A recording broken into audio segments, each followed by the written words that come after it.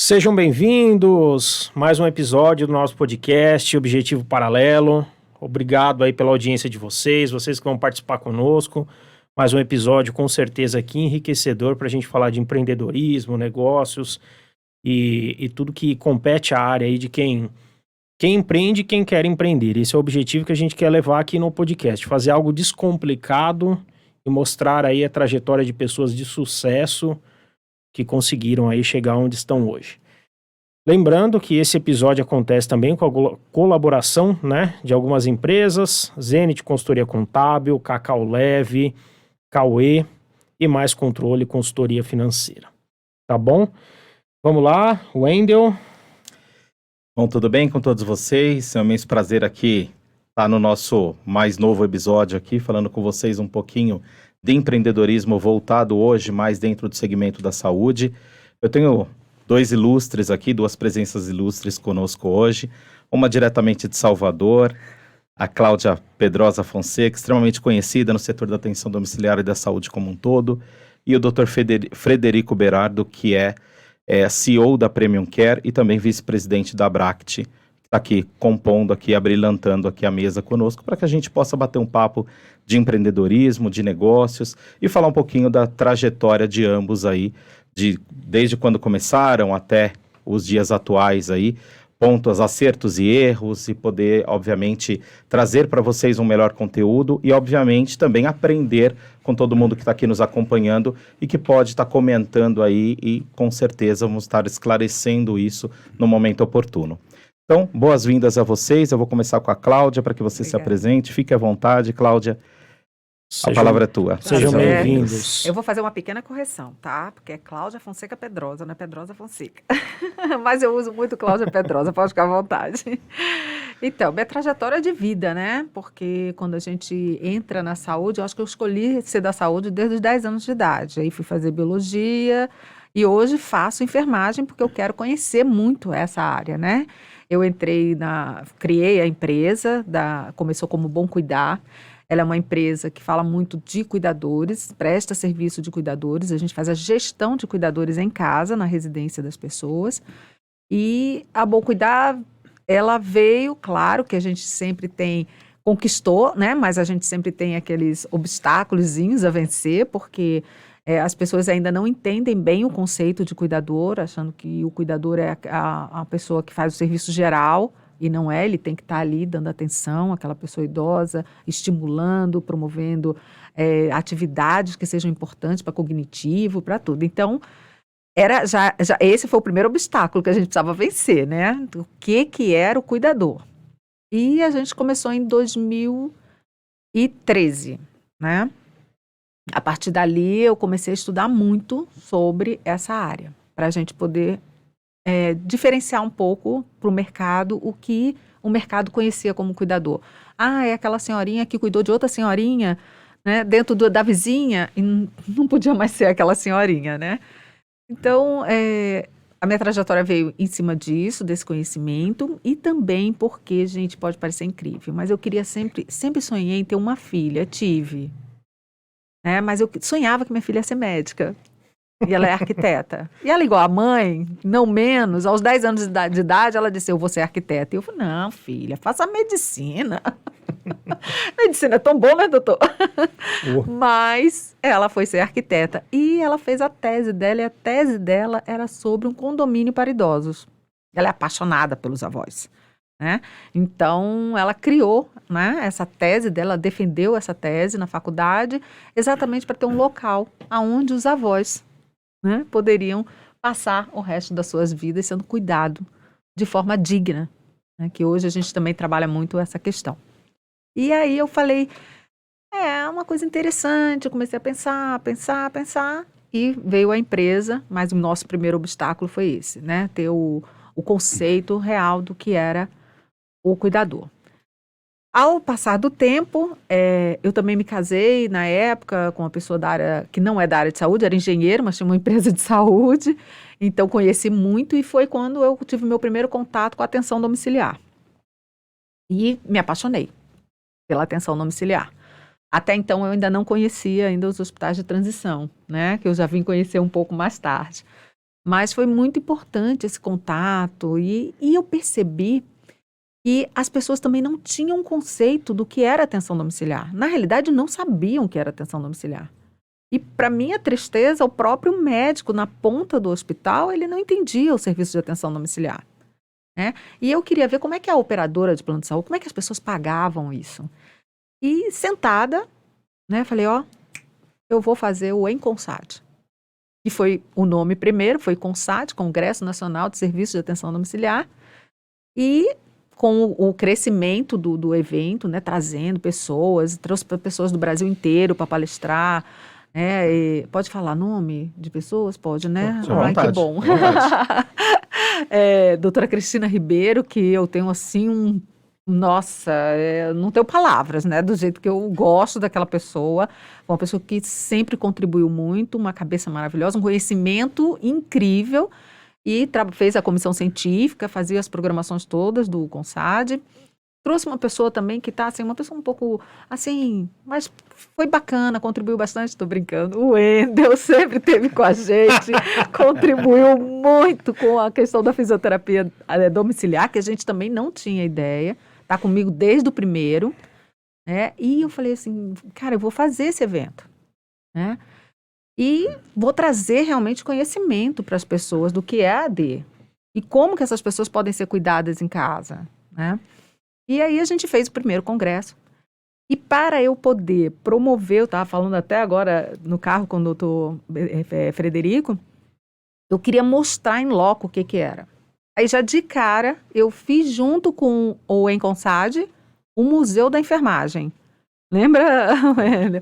E doutora Júlia, lá de Salvador, lá tem um museu de enfermagem lindíssimo, tá? Estilo americano, com painéis que são controlados, que você pode ver como foi a enfermagem no mundo inteiro. Nossa, que legal. É lindo, aconselho vocês quando forem a Salvador. E fica num lugar maravilhoso, Pelourinho. Louco. Você já, né? Vai lá e já conhece os dois lugares. E aí a gente colocou dentro do CONSAD aquele museu com a roupagem, né? A vestimenta do enfermeiro desde a época de 1910 até os tempos atuais. Fizemos quartos, criamos os quartos da atenção domiciliar como se a pessoa estivesse realmente dentro do quarto dela, né? Foi muito bacana. Foi muito, a gente plotou as paredes como se fosse assim um jardim, então ficou lindo, então as pessoas viam que podiam ser cuidadas ali, né? Então foi um sucesso. Venci sim, mas o meu grande obstáculo estava para vir, né? Porque eu não sou médica e aí eu tive muita restrição, desculpa, viu, doutor? Aquela coisa assim, você não é médico e está fazendo um evento desse, né? Você não é da área, você tem empresa de cuidador e está fazendo um evento da atenção domiciliar. Você não tem que fazer, você tem que deixar isso para quem sabe. Mas eu queria que as pessoas entendessem que eu sei. E não é você saber, você não precisa ser médico para saber. Eu tinha que ter o olhar que eu estava tendo, do empreendedorismo, mas também da educação, de levar o conhecimento para outras pessoas que estavam ali dentro trabalhando com isso, né? Quantas pessoas eu recebi de enfermeiros e técnicos, fisioterapeutas e fono, que não tinha nem ideia do que era. Sabia que era um congresso, mas não tinha nem ideia do que era, né? Então foi muito bacana, mas eu venci esse obstáculo, aí a gente conseguiu fazer 8 edições, né? Uma grande feira daqui de São Paulo, de material hospitalar, que é a feira hospitalar. Na verdade, é a maior feira da América Latina. Da América Latina, né? Não uma grande feira de São Paulo. Desculpa, exatamente. A maior da América Latina, mas que acontece aqui em São Paulo. Sim. A gente conversou muito e acabou tendo um espaço dentro da feira, que a gente tem essa parceria até hoje. Inclusive, ontem eles já conversaram comigo, olha, 2022 está fechado. Então, assim, é muito bacana a gente começar a perceber que esse setor, né, do pós-agudo, ele está sendo visto, né? E eu tenho, assim, muito orgulho de dizer que eu acho que eu contribuí muito para isso. Com certeza. Trazendo, criando isso para as pessoas, né? Perfeito, Cláudia. Até antes de passar a palavra para o Dr. Frederico, para ele se apresentar, eu gostaria de trazer até mesmo uma fala do evento de lançamento da Bract, da doutora Ana Maria Malik, onde ela fala sobre a questão da reabilitação. E ela coloca algo, o quão importante é a equipe multidisciplinar. Sim. Algo que, se a gente pensar há tempos atrás, era questão muito centralizadora, muito médica, né? Então, hoje a gente vê realmente a abertura disso. E, com certeza, dentro da atenção domiciliar, isso eu posso falar com total tranquilidade, a Cláudia é uma das precursoras disso. Uma pessoa que realmente pegou essa bandeira e falou, vamos junto, vamos tentar realmente agregar tudo isso e fazer realmente todos juntos para que consiga cada vez conquistar mais e mais. Dr. Frederico, obrigado aí por sua presença, vou passar a palavra para você agora. Até para começar a sua apresentação, a gente sabe que muita gente que está nos assistindo não sabe o que é um hospital de transição, enfim, não conhece. Então eu gostaria que você explicasse um pouquinho e falasse da sua trajetória aí. A palavra está contigo. Muito obrigado pela presença. Perfeito. Muito obrigado, Wendel, pelo convite. E eu acho que é uma oportunidade bastante interessante para a gente colocar esse assunto em pauta, colocar esse assunto na mesa, que realmente, como você disse, muitas pessoas ainda não sabem o que é uma clínica ou um hospital de transição, né? Mas para isso eu vou voltar um pouquinho no tempo, só um pouquinho, né? Falando de como é que eu cheguei nisso, né? Bom, eu sou médico, esse pouquinho no tempo que eu estou falando, são 41 anos de formado em medicina, né? E nunca tive dúvida da profissão, meu pai era médico, então desde os 15 anos de idade eu sabia que eu ia ser médico, não sei porquê, mas não tinha, alguém perguntava, eu falei, não, claro, eu vou ser médico, e de fato virei médico, né? Virei médico, trabalhei bastante tempo na área da saúde pública, como médico sanitarista e, paralelamente, consultório particular desde o início, né? E no consultório particular, onde eu tinha consultório aqui em São Paulo, que agora eu mudei, era um bairro aqui em São Paulo muito envelhecido, o bairro do Alto de Pinheiros, que tem um contingente de idosos e de casas de repouso muito grande. E eu comecei a visitar casas de repouso, pacientes em casa de repouso a pedido de famílias. Doutor, o senhor pode ver minha tia que está numa casa de repouso? Posso. Então eu comecei a visitar e comecei a entender esse cuidado em instituições, no caso as casas de repouso, e percebendo que faltava alguma coisa ali, né? Você tinha muitas casas de repouso sem a menor condição de oferecer um atendimento para um idoso internado ali, né? E aí começou a aparecer na minha cabeça a vontade de montar uma casa, mas que fosse diferente, que fosse algo um pouco mais especializado, com um cuidado de saúde mais técnico, né? E mantendo o acolhimento, né? A característica do acolhimento, né?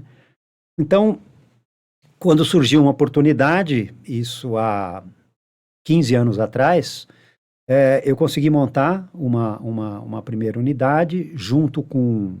Tive uma sorte, essas coisas que acontecem na vida da gente, né?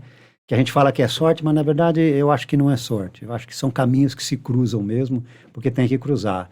Eu tenho um sobrinho, que é meu sócio até hoje, e que na época estava voltando do exterior, depois de uma longa temporada no exterior, trabalhando nos Estados Unidos e Europa, e voltando para o Brasil querendo fazer alguma coisa. E aí eu, querendo montar, com oportunidade na mão de montar uma clínica e sozinho.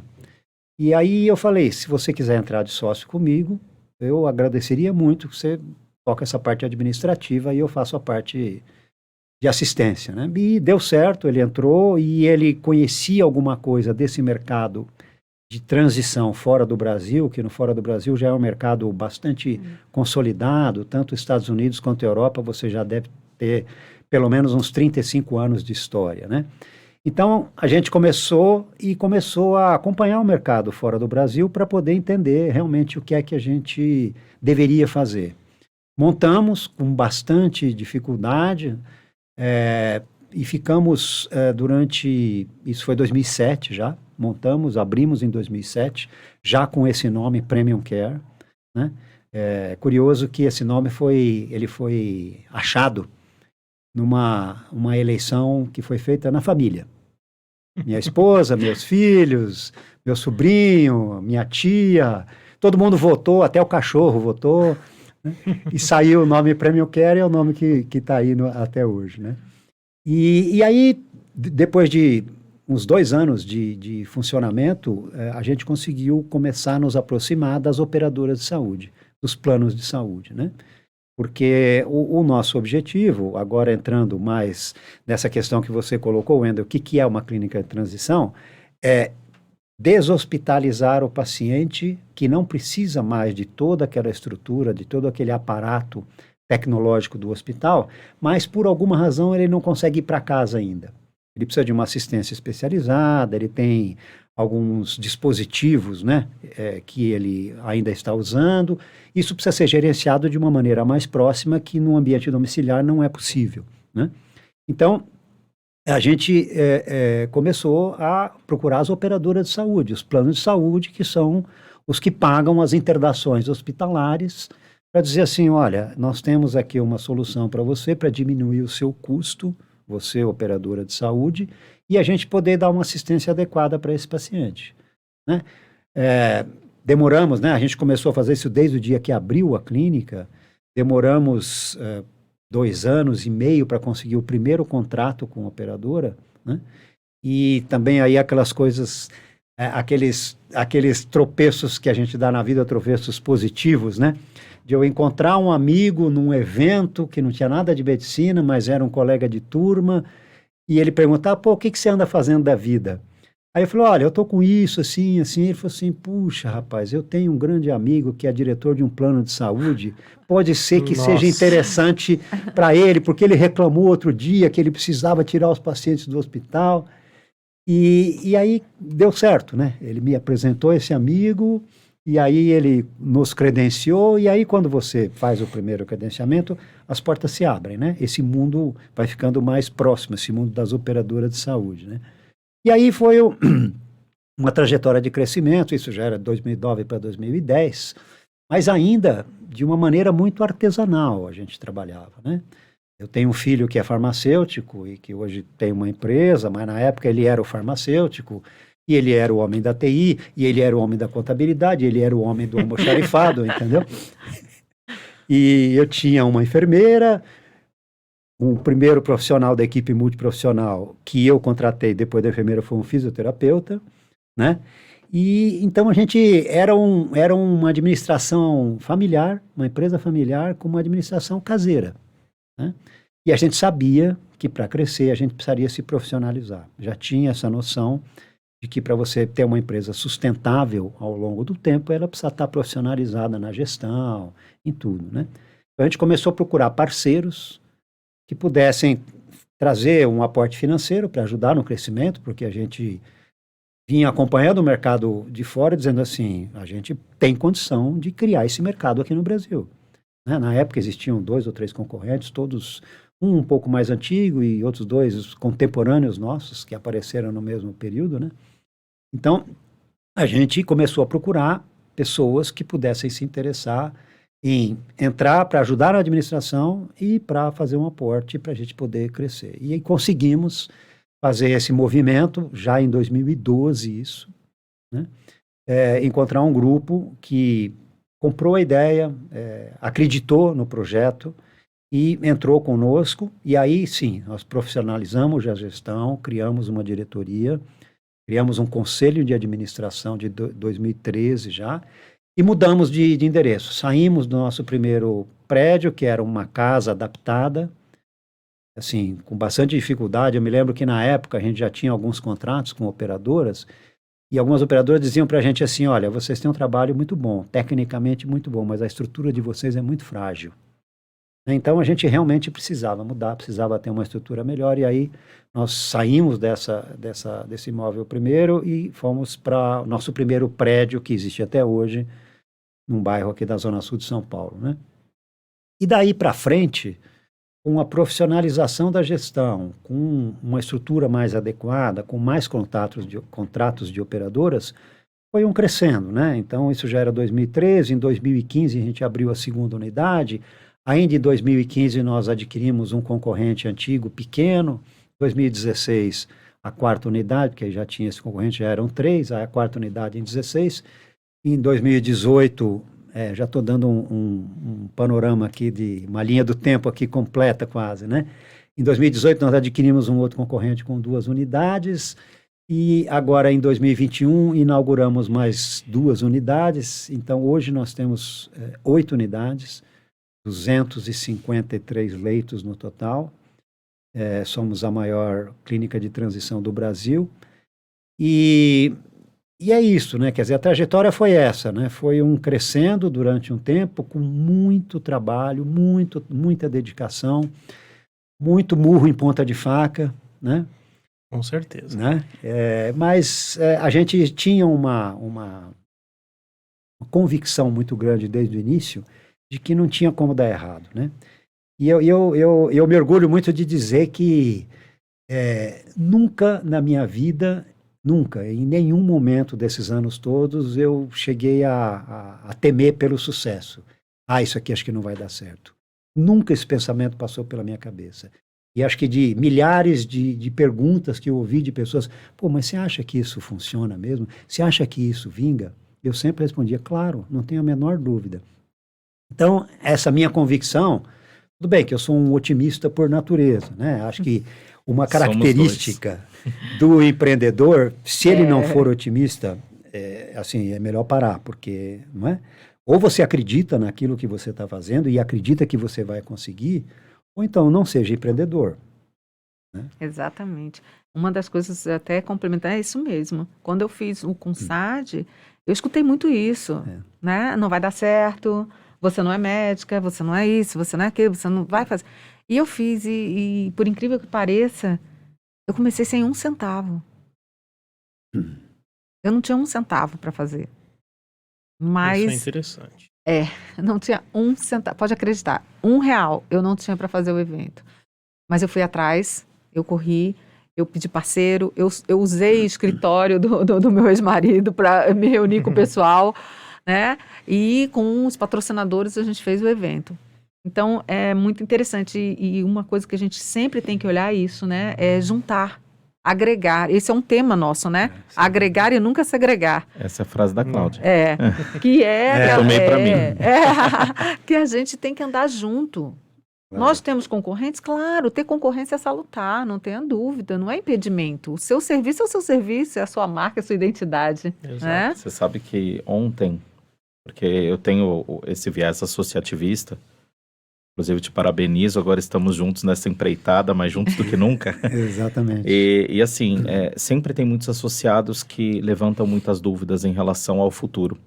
Da fisioterapia, da atenção domiciliar, olha, eu acho que não vai dar certo, a gente está à beira do colapso, e eu sou realmente aquele otimista por natureza. Não vai dar certo, a gente talvez tenha que se reinventar em algumas questões, a gente vai ter que reorganizar, melhorar até mesmo nosso posicionamento e todo esse ecossistema, mas é possível, tem que ser possível. Acho que a gente tem que ser otimista, né? O empreendedor que ele não é otimista, eu também corroboro muito dessa sua fala. Não tem como empreender. A gente tem que acreditar mesmo. Você tem que acreditar, claro, naquilo, no seu projeto e investir todas as suas forças, né? Porque senão não vai, não funciona. Você pode ter grandes ideias, né? Mas se você não tem esta possibilidade ou essa capacidade de tirar isso do papel e acreditar naquilo que você está fazendo e investir o que você tem e o que você não tem. Não tem. Exatamente, não é? Senão, isso mesmo. Não funciona. E a gente está aqui hoje, né? Exatamente. Então é muito difícil, a gente sabe que tem que vencer, mas você nunca pode deixar de sonhar e não pode deixar ninguém trazer para você o não sonho. Sonhe sempre. Você tem que crescer, você tem que ir para frente. Você vai conseguir, com certeza. Né? Tanto é que o CONSAD, depois a gente não trocou o nome, a gente acrescentou. Porque a gente veio com a Brasfeed, a gente quer vir junto com a Abract também, então a gente botou o em CONSAD, porque ele seria o grande encontro.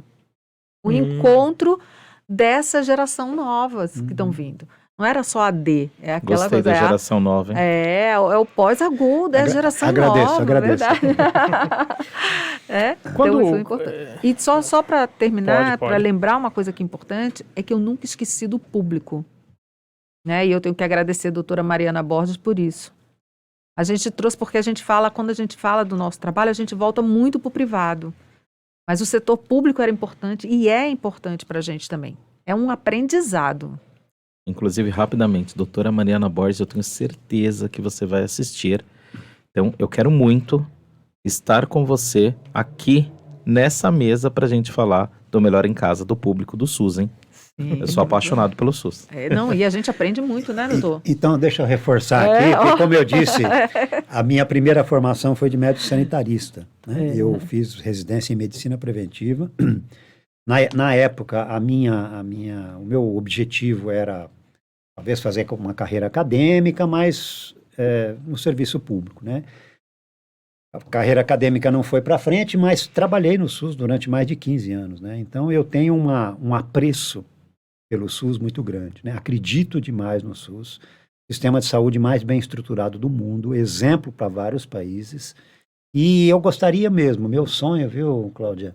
Um dia, se a gente conseguisse unir o público e o privado na assistência e oferecer esse tipo de assistência de transição para o serviço público também, que certamente tem uma necessidade muito grande Muito disso. grande, com Teria certeza. uma demanda infinita para isso, né? Então, gostaria demais que a gente pudesse ter um trabalho que fosse voltado ao SUS também. Um dia vai dar certo. Aí é ele que é um spoiler do Enconsad, né? Mas eu estava lhe falando, é exatamente isso. 2022, a gente está com a parte só da Bract, a parte da AD, mas junto a Brasfeed também, claro, que está sempre com a gente, mas trazer o público, como a gente sempre trouxe, para a gente mostrar o nosso serviço, né? Aprender com o serviço deles e estar junto.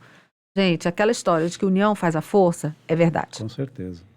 É a pura verdade, né? Se o teu vizinho precisa de você, estique a mão, porque um dia alguém também vai esticar para você. Com certeza. Né? Eu acho que se nesse momento a gente estivesse todos juntos, seria muito importante. Eu tenho um slide, viu, doutor, que eu fiz lá na empresa para dar os treinamentos lá dos cuidadores, e ele começa o se vivêssemos juntos. Então eu começo a mostrar no slide várias situações, vários empregos, pessoas de bem com a vida, pessoas de baixa renda, de alta renda, médicos, biólogos, enfermeiros, garis, todo mundo. E no final eu termino com aquele lugar que todo mundo fala que é utopia, que a gente não tem que estar... isso não existe, estar junto não existe. Existe sim, existe. E a minha última slide é lá, o cemitério com várias lápidezinhas, porque vai estar todo mundo lá Todos junto. juntos, todos no mesmo lugar. Não importa o que você tem, importa exatamente. que nós vamos estar juntos. Então, esse lugar existe. Só que a gente tem que fazer agora, Antes de chegar lá, né? né? Antes de chegar lá, exatamente. Né? Porque você é pelos seus atos, e não por você, né? Por essa característica, a casquinha que a gente tem, né? Que é bonito, né? Ó, cabelo, aquela coisa, mas não é isso. A gente tem que ser muito mais do que isso. É verdade. Na verdade, eu tenho muita pergunta aqui nesse... Fica à vontade. Já pensei um monte de coisa aqui. Na verdade, eu tenho uma pergunta para o doutor e para a Cláudia. O que acontece? Eu passei uma situação em casa, meu pai ele teve 9 AVCs. E ele era um cara muito marrento, né? Então ele não fez fisioterapia, ele enrolava na fisioterapia e Aquele tal. paciente tigrão, Reclamava, ele reclamava que doía, que não queria, que ele ia melhorar sozinho. Paciente difícil. Mas não pense que é a minoria não, viu? É a maioria, né? E a gente chegou numa situação que ele ficou 100% acamado, né? Porque acho que vai atrofiando, né? E aí ele perdeu todos os movimentos. E a gente tinha, né? Tem um plano de saúde aqui, em São Paulo, principalmente, que atende bastante o público idoso. E ele era desse plano e eu só tenho elogios para ele, né? Até teve bastante assunto desse plano ultimamente, mas eu só tenho elogios. E eles tinham o que eles falavam pro meu pai, que era um atendimento home care. Então, acho que em função da demanda do meu pai ter certa dificuldade, eles tinham uma equipe que atendia ele em casa. Então, ele tinha um fisioterapeuta, e a gente acabou até dispensando pelo plano, porque ele não correspondia, né, à fisioterapia. E ele tinha a enfermeira que ia lá, ele tinha um médico que passava em casa. Mas por que eu tô falando tudo isso? Porque o Wendel me passou, né, um briefing de vocês, e aí eu fui tentar entender qual que era a diferença da clínica de transição, da assistência domiciliar, e eu acabei fazendo uma confusão tremenda, porque aí eu já não sei se meu pai ele tinha de fato um home care, ou se ele tinha um atendimento domiciliar melhorado. Então eu acabei misturando, eu queria entender qual que é essa diferença efetiva do atendimento domiciliar para o home care, porque eu vejo que ele não tinha uma transição, mas ele também não tinha um atendimento domiciliar puro, porque ele tinha um médico, eles trocaram, inclusive chegou no final, ele usava aquela sonda que entra pelo nariz, então eles trocaram a sonda, o rapaz foi lá tirar a radiografia para ver se a sonda estava no lugar. Sim. Então eles tinham uma estrutura até que perfeita, mas não tinha lá uma assistência todo dia. Quem ficava todo dia era minha mãe, né? Porque justamente por ser uma pessoa difícil, a gente chegou num ponto que ou ele teria que ir para uma clínica ou a gente trataria dele em casa. A gente sabia que ele numa clínica, ele não duraria muito, porque ele era um cara extremamente ligado à minha mãe, aquelas coisas. Então a gente optou pela minha mãe parar tudo que ela fazia e cuidar dele 100%. Aí ela ficou 13 anos nessa jornada aí cuidando dele. E aí hoje eu vejo que, então, acho que ele tinha um atendimento, esse plano, né, que acho que ele é voltado para o idoso, ele faz uma mistura desse atendimento de transição, que na verdade seria no ambiente hospitalar, um atendimento domiciliar equipado. Então, na verdade, mas eu queria entender qual que é essa diferença, porque na minha cabeça deu um nó tremendo aqui. E também só fazer um parênteses, o que o doutor viu nessas clínicas que deu um insight para o doutor falar, eu tenho que fazer um hospital de transição, naquelas clínicas de idosos lá que o doutor viu, qual que era a dificuldade que tinha ali que um atendimento de transição seria mais interessante? Eu vou deixar o doutor Berardo começar, porque eu acho, doutor, que a história dele é interessante para a gente ver como o conhecimento, o conceito a gente precisa passar, né? Exatamente. E eu vou deixar o doutor Berardo começar, porque a gente vai falar de etapas. Perfeito. Não é verdade? E essa etapa do pós-hospital, eu acho que começa com você mesmo. Tá bom. Até chegar a mim. Vou responder a sua última pergunta, vou começar de trás para frente, né? O que eu vi nessas casas de repouso que eu senti que estava faltando? Tudo, né? Faltava tudo, né? Faltava uma assistência de enfermagem adequada, faltava um trabalho de reabilitação no paciente que precisava, faltava uma visita médica mais frequente, esse paciente era visto uma vez por semana por médico, né? Então, à noite, por exemplo, não ficava nenhum profissional qualificado, né? Então, e eu encontrava desde idosos saudáveis que estavam ali e que continuavam ali, sem grandes problemas, porque eram saudáveis, até idosos mais dependentes, né? Isso é que me preocupava. Esses idosos dependentes, esses idosos que tinham uma sonda para se alimentar, esses idosos que tinham o que antigamente se chamava escara, que são aqueles ferimentos por pressão, né, que é bastante comum ainda, e sem um cuidado adequado, né? Então, quando eu pensei em montar, cobrindo essas lacunas, né? Preenchendo essas lacunas, aumentando o staff de pessoas, melhorando o cuidado, capacitando melhor os cuidadores, os enfermeiros, para que eu pudesse realmente garantir que aquele idoso, principalmente o idoso mais dependente, ele pudesse ter um atendimento adequado, né? Então foi daí a vontade, falou assim, tenho vontade de ter, eu acho que o espírito empreendedor eu já tinha e não sabia, né? Tinha um consultório, mas queria ter um negócio, mas eu falei, mas isso aqui eu não quero, casa de repouso desse jeito eu não quero, eu quero fazer assim. Aí eu descobri que fazendo assim era uma modalidade de atendimento que fora do Brasil já existia há muitos anos. Falei, bom, então já existe, então vamos fazer aqui, né? Eu tinha uma lembrança do meu tempo de residência médica, de faculdade, de um hospital de retaguarda que existia aqui no Hospital das Clínicas. Eu me formei aqui na USP, aqui em São Paulo, e o Hospital das Clínicas tem até hoje um hospital de retaguarda no município da Grande São Paulo. Naquele tempo era um depósito, mas era da onde saíam os pacientes crônicos para desocupar leito no hospital e iam para lá. Então eu tinha uma visão de que podia ser feito e podia ser feito melhor do que aquele hospital de retaguarda lá do Hospital das Clínicas, porque também não era um atendimento adequado, né? Mas foi daí a minha inspiração, né? E o doutor hoje não tem mais clínica. particular, clínica. Eu continuo em consultório particular até hoje. Além do projeto, o doutor tem a clínica ainda. É porque eu consegui colocar meu consultório dentro de uma das nossas unidades, para facilitar minha vida, meu deslocamento, minha locomoção. Então, eu tenho o meu consultório dentro de uma das unidades, aí facilita minha vida. Mas eu faço um consultório de clínica médica já há 37 anos. Né? E se eu puder, eu fico mais 37. Ele se formou cedo, ele tinha 12 anos, 15 anos. É um jovem. E o doutor falou que atende as operadoras de saúde. Mas, Isso. por exemplo, se no meu caso lá quisesse colocar meu pai lá no hospital de transição do doutor, eu conseguiria? Então, aí entra a resposta à sua primeira pergunta, né? Dos níveis de competência de cada instância para cada tipo de paciente. Então, você falou dessa história do seu pai, que ele estava numa assistência domiciliar, que você não entendia bem como um home care, mas ele tinha uma assistência, tinha um fisioterapeuta, né? Tinha um enfermeiro que ia periodicamente, né? Isso é uma forma de atenção domiciliar. Isso é uma modalidade de home care.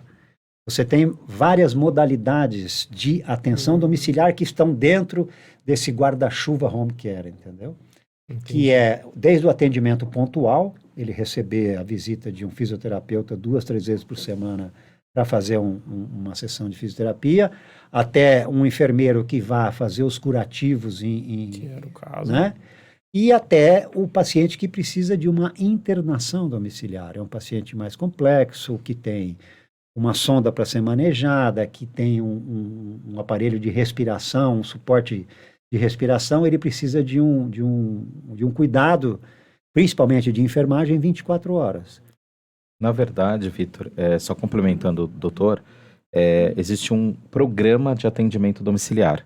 Então, dentro desse programa de atendimento domiciliar, é que nós vamos ter o cenário de quantas visitas da fisioterapia, da enfermagem, se vai ser enfermagem 12 horas, 24 horas, enfim, todo o escopo vai estar nesse planejamento inicial, entendeu? Nesse plano de atendimento domiciliar. Então, isso é importante, até chegar na questão da internação domiciliar. Mas esse plano é um plano que é um plano nacional ou ele é... Não. Não, é Não. uma tabela. Isso. Não é um plano... E quem que desenvolve esse plano?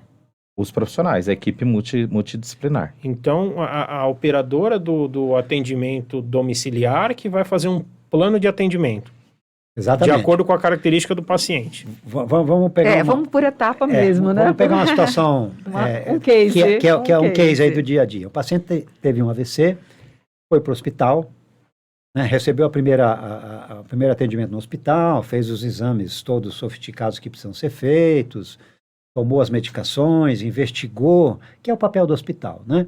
Fazer a investigação, fazer a intervenção e estabilizar o paciente clinicamente. Ele estabilizou, mas dependente de oxigênio, mas tem uma lesão na região sacral, lá uma úlcera de pressão muito grande, mas precisa de medicação endovenosa, mas ele não precisa mais do hospital, ele está estável clinicamente.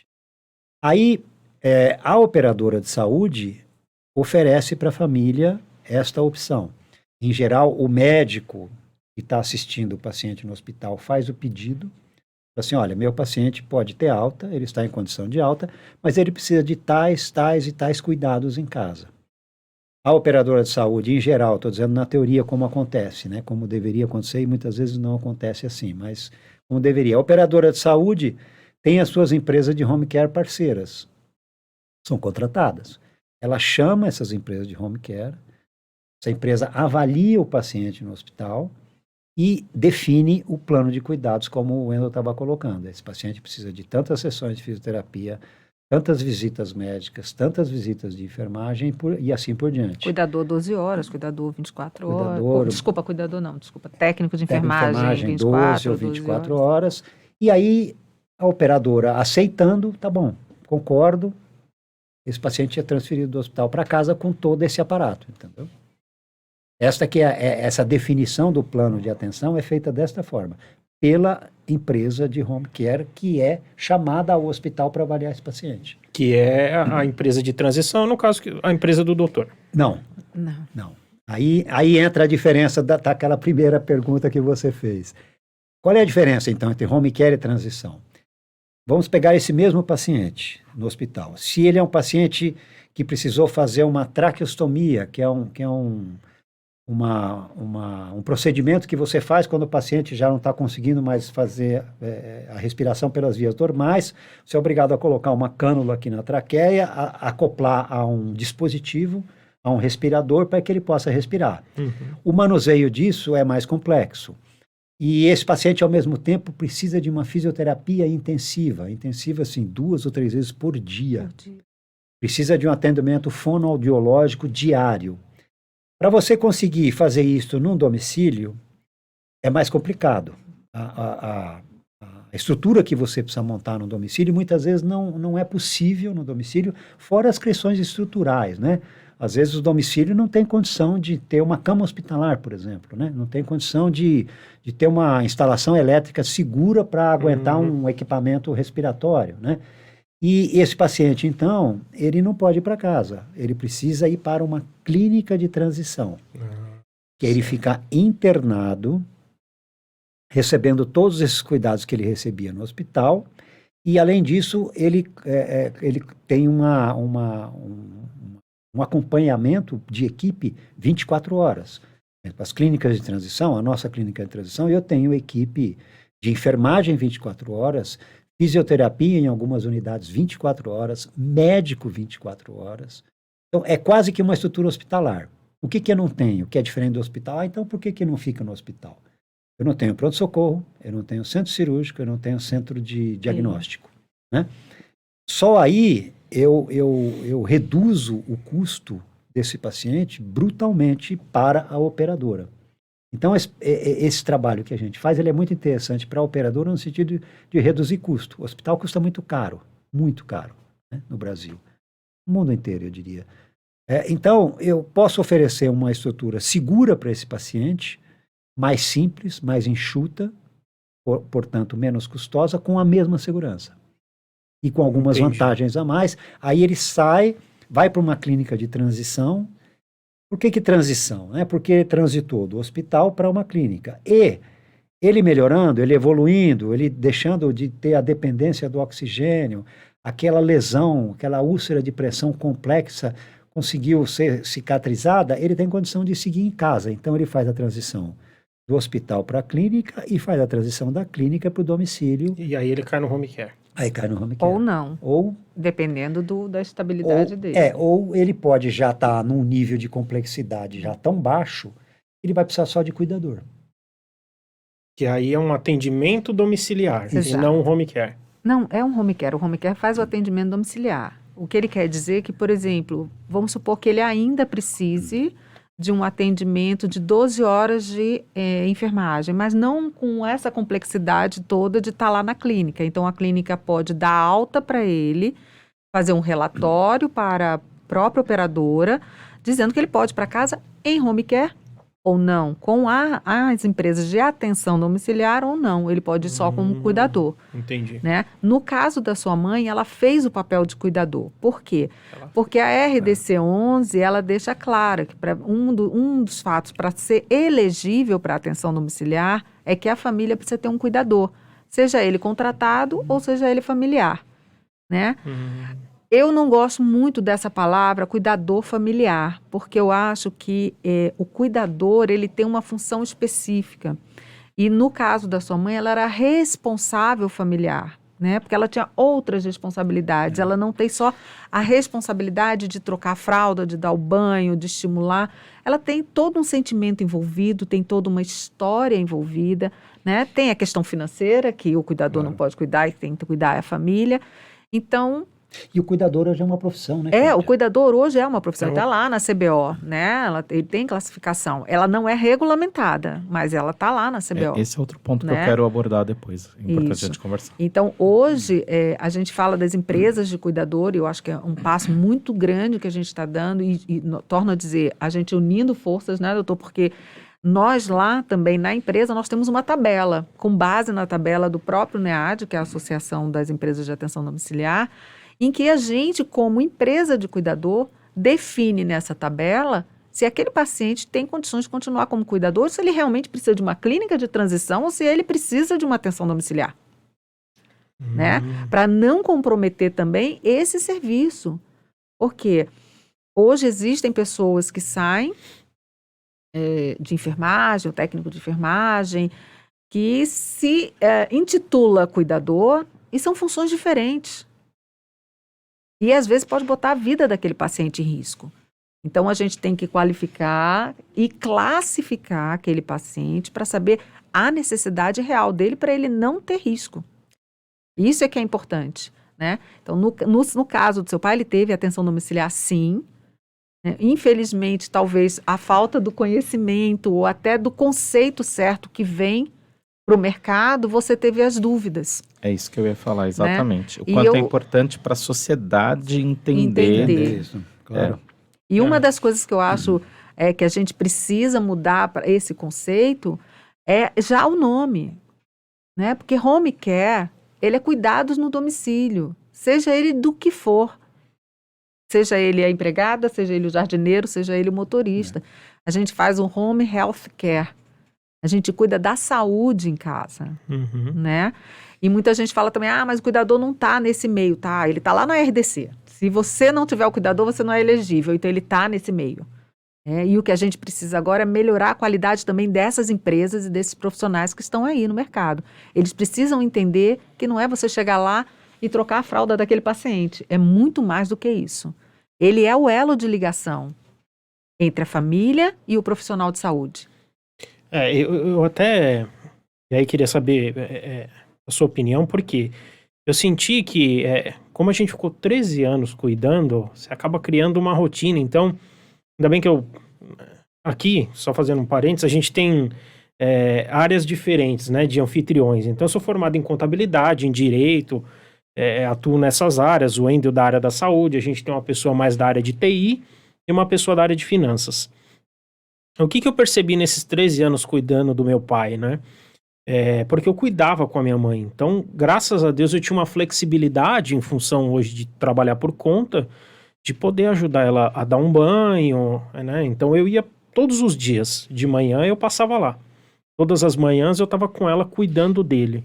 Então, a gente dava banho, eu fazia a barba, ajudava ela a trocar a fralda na parte da manhã, porque na parte da tarde ela trocava de novo e tal. O que eu percebi, qual é a grande dificuldade? Uma coisa interessante. Nunca tinha me deparado e nem sabia do tanto de tecnologia que tem. Ele chegou a desenvolver tanta escara que aí a enfermeira falou, eu acho que a gente vai precisar colocar um colchão de ar que ele vai mudando a posição, ele fica ligado na tomada e a hora ele enche de um lado, aí ele murcha, enche do outro, que é para não ficar em contato no mesmo... Diminuir a pressão. Exatamente, e melhorar as feridas, né? A gente foi aprendendo muita coisa, mas uma coisa que eu percebi é que minha mãe, cuidando nesses 13 anos, ela acabava ficando muito mais com ele, ela sofreu muito. É porque vocês pensaram que ela estava cuidando, mas não tinha ninguém cuidando dela. Nem ela mesma. Esse é o grande detalhe. E o entendimento dessa profissão é importante, a valorização dessa profissão é importante. Porque o tempo que ela dedicou ao seu pai é fundamental. Era o marido dela, foi a pessoa que ela viveu, foi a pessoa que ela teve os filhos, né? Mas ela precisava ser cuidada também. A saúde física, emocional e mental dela foi muito afetada. É o estresse do cuidador. É o estresse do cuidador, exatamente. E é aí que a gente está por trás disso. Por isso que tem a empresa, a Prêmio, tem a nossa, tem as atenções domiciliares, que está por trás disso, entendendo essa história e cuidando da sua mãe também. Né? Ela não vai deixar de fazer, mas a gente vai auxiliar ela a fazer. A gente vai aprender com ela a cuidar melhor ainda do seu pai, mas ela tem um tempo para ela também. Ela precisava ser cuidada. É que ele era uma pessoa muito difícil. Mas a gente então, por exemplo, todo mundo é difícil. A minha irmã conseguia cuidar dele uma vez na semana, porque logo que ele não conseguia mais fazer as coisas, por exemplo, ele não queria que minha irmã desse banho com a minha mãe. Porque ele não queria que minha irmã visse ele sem roupa. Olha, eu vou te dizer uma coisa, eu tinha um senhorzinho que a gente cuidava, a gente cuidou durante 6 anos. Ele nunca deu uma entrada no hospital. Ele já tinha um Parkinson bem avançado. Ele nem pensar, cuidador podia tocar nele. A família disse assim, olha, eu preciso colocar um cuidador, mas eu não sei o que eu vou fazer. Ele vai gritar, ele vai xingar, ele vai te tirar de casa, ele vai fazer não sei o Era quê, uma babá. loucura, né? era uma loucura. Levar ele no hospital, Pois é, ele xingava todo mundo, aí minha mãe ficava naquela situação, delicada, ai, desculpa, né? ele, Pois e ele é. Aí com a rasgava gestão, o verbo. com a gestão da empresa, em 4 meses, se eu dissesse para esse senhor assim, olha, eu vou substituir o seu cuidador, aí ele brigava, era comigo. Acredite. Ele era da religião, ele era judeu, ele não gostava que ninguém tocasse nele, né? Então, era um negócio assim, ele ficou assim, era o cuidador, era a vida dele. Ele sabia, ele entendeu o que o cuidador estava fazendo. Ele nunca caiu, ele não teve lesão, venceu o Covid Caramba. e ele morreu da sequela do Covid. Sei. Essa questão que você colocou, Cláudia, é muito importante, né? Esse exemplo que você trouxe, né? Dessa resistência que você estava colocando a respeito de o cuidador deixar alguém trocar, não trocar, e depois de um tempo o paciente perceber que precisa e aceitar, né? É a questão que eu acho que diferencia muito o nosso setor de atenção domiciliar, do trabalho com o cuidador, a clínica de transição, que é o tal do acolhimento, né? Isso é uma coisa fundamental, né? No hospital é tecnológico, né? E é para ser desse jeito mesmo. A questão no hospital é uma questão técnica, né? E teoricamente um paciente é para ficar no hospital agudo o menor tempo possível, né? Então, o foco é realmente a questão técnica, é você deixar aquele paciente em condições clínicas para poder sair, né? Aí depois, quando ele sai e precisa de um cuidado, seja na clínica de transição, seja no domicílio, em geral é um processo bem mais prolongado, né? O paciente ficou 10, 15 dias no hospital, ele vai ficar 2, 3 meses numa clínica e sabe-se lá quanto tempo mais, talvez até em maneira definitiva, com um cuidador no domicílio, né? Então, se você não trabalhar com esse acolhimento, né, para que você possa fazer com que aquela família, aquele paciente fiquem tranquilos, porque aquilo vai durar muito, você não consegue lidar, né? Eu lembro que no começo a gente recebia os pacientes e às vezes tinha umas reclamações da enfermagem, uma família difícil, essa família é difícil. Depois de um certo tempo, a gente foi percebendo que não existe família difícil. Não existe. Todo mundo é difícil. É só você se colocar no lugar da família. Sim. Né? Como no isso. seu caso, por exemplo, né? O estresse que você passa, o desgaste que você tem de estar cuidando de uma pessoa doente, seja no domicílio, seja numa clínica, né? É gigante. Então, se a gente, enquanto profissional de saúde, não souber lidar com esse estresse da família, com esse estresse do cuidador, com essa família difícil, entre aspas, você não consegue chegar a lugar nenhum, né? Então, essa questão do acolhimento é tão importante quanto o aspecto técnico, o aspecto clínico. Eu não tenho dúvida nenhuma disso. É a chave do nosso trabalho, né? Acolhimento e empatia. Sim. Que é se colocar no lugar. Fundamental. Sim, com Que é o que o certeza. doutor bem disse, que é exatamente isso. Que todo Com paciente, de fato, é difícil pela história, Claro. por tudo que está acontecendo e que aí impacta na questão de toda a família. Isso. Que aí o acolhimento não é só o paciente, mas aí existe um acolhimento família do toda. Da família todo. toda, né? exatamente. E para você exatamente. conseguir fazer isso, você precisa conhecer a história dele. Não é aquela história dali, daquele momento em que ele está doente. Você tem que conhecer a história dele anterior. Quem era ele, quem ele foi, tudo que ele gostava. E assim você consegue acolher. Por quê? Porque você vai trabalhar em cima daquela história dele. Você não pode negar que ele foi independente. Você não pode negar a autonomia a ele. Né? Então você tem que trabalhar em cima disso. Então você precisa conhecer a história da pessoa. Todo mundo tem história. Né? A gente, falando nisso, dando uma informação bastante atual, Sim. tanto no nosso setor, quanto particularmente para nós na Premium Care, a introdução do prontuário afetivo, né? Muito Existe um bacana. prontuário do doente, certo? Quando o paciente sai do hospital e vai, seja para o domicílio, seja para uma clínica, você tem um prontuário com os dados dele, os sinais vitais, qual é o diagnóstico, quais são os cuidados, qual é a prescrição médica, são os dados técnicos que são imprescindíveis para que você possa dar o cuidado adequado para esse paciente. Aí quando a gente vai falar do acolhimento e da empatia, como o Wendel colocou, uma coisa que foi sendo desenvolvida, e agora eu acho que está entrando de uma maneira mais forte, é a criação de um prontuário afetivo. Isso que a Cláudia está falando de conhecer a história do paciente. Então, o paciente chega na instituição para ser internado, você sabe, através das informações colhidas com os familiares, né? Qual era o apelido dele, que tipo de música ele gostava, se ele gosta de esporte ou não, que time ele torce, qual é a comida preferida.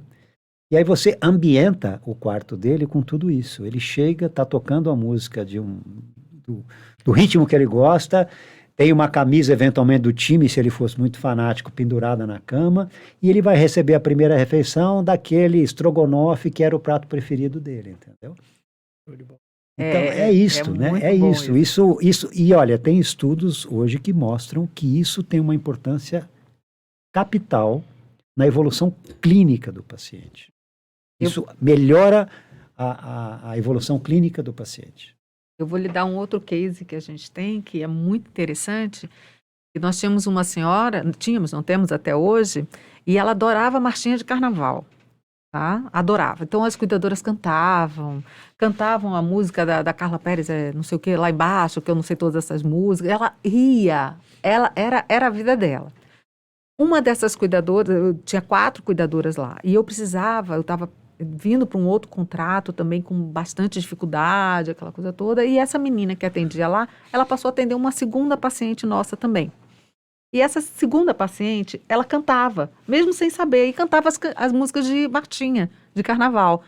E a família me ligou encantada. Menina, ela é tão nova e sabe todas as músicas, marchinhas de carnaval, porque ela já cantava para outra paciente. E a paciente adorava. Então, esse é o ponto. É o ponto. Esse é o ponto. Eu acho que, no seu caso, houve o que se esqueceu aí foi exatamente esse ponto, de acolher vocês. Né? Ainda pela falta do conhecimento do trabalho, talvez pela falta até do conhecimento, porque as pessoas estão começando, o cuidador já é uma peça muito antiga, né? Eu digo isso, é uma peça antiga, né? Muito Lá da antiga, época, eu acho que já é da época da pré-história, né? Não, com certeza.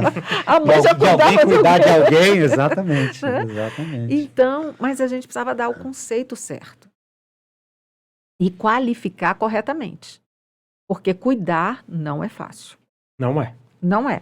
Mesmo sem você ter um envolvimento afetivo ou familiar, não é fácil. É muito desgastante. É muito né? desgastante. Então, você, inclusive a empresa, é importante lembrar isso, que nós avaliamos isso. A gente sabe quando há um desgaste do cuidador. E aí a gente precisa substituir. A gente precisa dar um descanso a ele.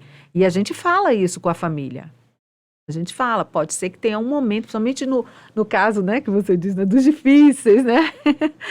A minha mãe tinha uma coisa muito interessante. Ela dizia assim, olha, tudo que é fácil custa caro. Então, gosta e aprenda a lidar com o difícil. Entendeu? É simples. Então, é esse o detalhe. Trazer e observar a atitude, a conhecer a história e observar a atitude de quem está cuidando também. E como que é essa questão, por exemplo, de selecionar as pessoas para trabalhar? Porque imagino que também não deva ser fácil arrumar um profissional que vai prestar Lógico, né? Sempre tem bons profissionais. Mas também a gente deve ter uma dificuldade de achar um bom profissional para estar cuidando lá de alguém, né? Na casa, enfim. Seleção a gente faz como todo mundo faz, qualquer empresa, né, doutor? Ele vem com o currículo, a gente avalia, faz provas, né?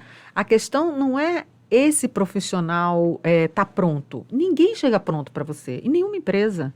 É você quem vai dizer o que você é. É a sua missão, a sua visão, os seus valores é que você tem que passar. A questão do aculturamento, né? Da tua empresa, do teu negócio e da sua essência, daquela questão que o doutor trouxe sua bem. Digital. As casas de repouso da época não era o que eu gostaria. Então ele colocou a impressão digital dele ali e é isso que eu quero para Premium Care no caso. É exatamente isso. Mas apesar de tudo isso, ainda existe muita casa de repouso, né? Muitas, é muito comum a casa de repouso. Tem até aumentado o número delas porque a população está envelhecendo, né? E a velocidade de envelhecimento do Brasil é uma das maiores do mundo. E o número da família está caindo, né? Porque as pessoas estão tendo um filho, 2 no máximo. Só eu que sou doido e tenho 3, ou terceiro agora. tô maluco. Empatamos, também tenho 3. Então tá bom. Pelo menos vocês têm escolha. Eu só tenho uma, não tenho escolha. Ou eu vou para uma casa de repouso ou ela vai ficar comigo. Mas você sabe que essa questão do acolhimento, da empatia e tudo é bem bacana, de novo, voltarmos nisso. Porque eu lembro de um paciente Alzheimer que eu atendia e eu cantava a música do Vicente Celestino, aquela Tornei-me um Ébrio, não? E era exatamente isso. Ainda a filha falava para mim assim, nossa, mas como que você sabe essa música? E de fato eu aprendi, porque eu percebi um dia, que meu pai gostava, e eu percebi que um dia que eu entrei lá e cantei um pouquinho, eu vi que ele gostou. E aí eu comecei a me familiarizar, aí eu decorei a letra para voltar nas outras sessões e cantar, entendeu? Isso. Completo. Então é exatamente isso. isso. Acho que a gente precisa pensar dessa forma. E escutativa, né? Isso é legal. Todo mundo tem uma história. E você sabe que isso chama atenção, me chamou muita atenção quando veio essa questão do projeto, do podcast. Inclusive o Vitor aqui é um dos idealizadores, ele que me chamou, fez o convite para esse passo importante também. Eu pensei exatamente nisso. Falei, gente, o quanto eu vou aprender, o quanto eu vou de fato ter aí histórias de empreendedores, não só da saúde, mas de outros setores que vão fomentar e vão contribuir com a minha história, com a minha jornada. Então isso é fantástico. E assim, foi né? dentro dessa linha que, como você disse, né, para falar do que é bom cuidar, porque agora é Mature Care, foi dentro dessa linha que a gente acreditou. A gente aprendeu, a gente teve a experiência e a gente amadureceu como os nossos idosos amadurecem, né? Então, a gente foi e escolheu o nome, a Mature Care. Eu estava sonhando, viu, doutor? Eu deitei, dormi, falei, nossa, eu preciso mudar, eu preciso remeter a minha empresa. Aí veio aquele negócio assim, Mature. Eu levantei de madrugada, anotei e comecei a procurar na internet. E eu falei, Mature Care Saúde. Nossa, não sou só eu que faço isso. Então. Não, a gente faz. Empreendedor é assim, empreendedor sonha. Exatamente, sonha e Sonha e realiza. O pior momento é quando você lembra disso, tá no banho. Aí é Não, terrível. Não posso esquecer, não posso esquecer. Anota no sabonete, viu, com a unha. Vamos fazer só uma pausinha para a gente agradecer os patrocinadores, tá? Não sei como é que tá aí, se a gente já pode começar. Então vamos lá. Bom, primeiro aí queria agradecer o pessoal da Garagem Veloso, Cotas Automotivas. Se o pessoal quiser seguir o Instagram deles, @Garagem Veloso. O WhatsApp deles 947975110. A Garagem Veloso lá sempre disponibiliza, você quer trocar de carro, gosta de carro, acessa lá, eles sempre disponibilizam cotas de carros semanalmente, vários tipos de carro, então essa semana aí eu sei que tem um Jetta, a outra semana teve acho que um Fusca dos novos, enfim, então você que gosta aí de carro, se interessa, vê lá o pessoal da Garagem Veloso, Cotas Automotivas, @Garagem Veloso, tá aparecendo para vocês aí na tela também. Tá bom? Agora o Dr. Frederico vai dar um recado para vocês aí, referente à Premium Care. Bem, a Premium Care é uma clínica de transição, né, que está apta e capacitada a receber os pacientes que não precisam mais de internação hospitalar, que já estão estáveis do ponto de vista clínico, mas precisam de um nível de atenção que não é possível se fazer no domicílio ainda. Então, esses pacientes são cuidados na Premium Care, na sua integralidade, né? São pacientes que recebem atendimento de toda uma equipe multidisciplinar completa, durante 24 horas, então enfermeiros, fisioterapeutas, fonoaudiólogos, terapeutas ocupacionais, psicólogos, assistentes sociais, nutricionistas, farmacêuticos, acho que eu não esqueci ninguém. Né? E, claro, o médico também, mas intencionalmente eu deixo o médico para o fim, porque o papel do médico numa clínica de transição é um pouco diferente do papel do médico num hospital. O papel do médico no hospital é um papel de comandante pleno da ação e das atividades em relação àquele paciente. Ele que decide que exame ele vai pedir, que intervenção ele vai fazer. Na clínica de transição, o médico é um componente de uma equipe que trabalha no nível horizontal, ou seja, todos os profissionais da equipe têm um poder de interlocução e de ação igual ao do médico, né? Claro que a responsabilidade médica é uma coisa bem definida, a questão da prescrição, mas o trabalho em si, no dia a dia, o que diferencia uma clínica de transição de um hospital, por exemplo, é exatamente isso, é o trabalho de equipe, é o trabalho Sim. pleno de equipe continuamente. É isso que dá a qualidade do trabalho na transição. Então, nós temos hoje 8 unidades da Premium Care no município de São Paulo, né? São 253 leitos no total, espalhadas em várias regiões da cidade. Atendemos todos os planos de saúde, todas as operadoras de saúde, e estamos aptos e capacitados a receber qualquer tipo de paciente. E acho que está aparecendo no GC para vocês também, mas tem o site, né, que é premiumcare.com.br. Então você que quer saber mais informação da Premium Care, pode acessar o site lá e com certeza vai ter uma explicação. Seguindo aqui, falar para vocês da VIX Contabilidade. Então, você que precisa regularizar sua empresa, fazer processo de abertura, alteração, encerramento de empresa, imposto de renda, cálculo trabalhista, enfim. O pessoal lá da VIX também está fazendo terceirização de folha de pagamento. Então, você que precisa de um suporte na área contábil, pode falar com o André, da VIX Contabilidade, VICZ Contabilidade. O Instagram deles é @VIX Contabilidade, VICZ Contabilidade. E o WhatsApp deles é 93902-3642. 93902-3642. VIX Contabilidade. Tem aí o Wendel? O Wendel vai fazer mais um. Opa, peraí. Qual que tá na sequência? Cuidadores. Então, Cuidadores BR, né? Falar um pouquinho aqui da empresa Cuidadores, mais um patrocinador nosso, assim como a Maturicare, mas a Maturicare está em Salvador, Cuidadores está aqui em São Paulo. É uma empresa especializada nos cuidados da pessoa idosa e adulto, né? E aí faz todo aquele trabalho pertinente ao serviço de cuidador. Então, só passando aqui, tá aparecendo aí no GC. Então, o WhatsApp deles, DDD 11 997468949. Cuidadores. E aí já na sequência é a Incare e a Infcare também. Ifcare Incare é um grupo, né? A Incare no caso, são os hospitais de transição, clínicas de transição, assim como o Dr. Frederico. E nós temos também a Incare, a Ifcare, que é voltado ao Home Care, que é uma empresa de atendimento domiciliar. E aí no GC está passando aí os telefones e as informações de contato aí do grupo Incare e Ifcare.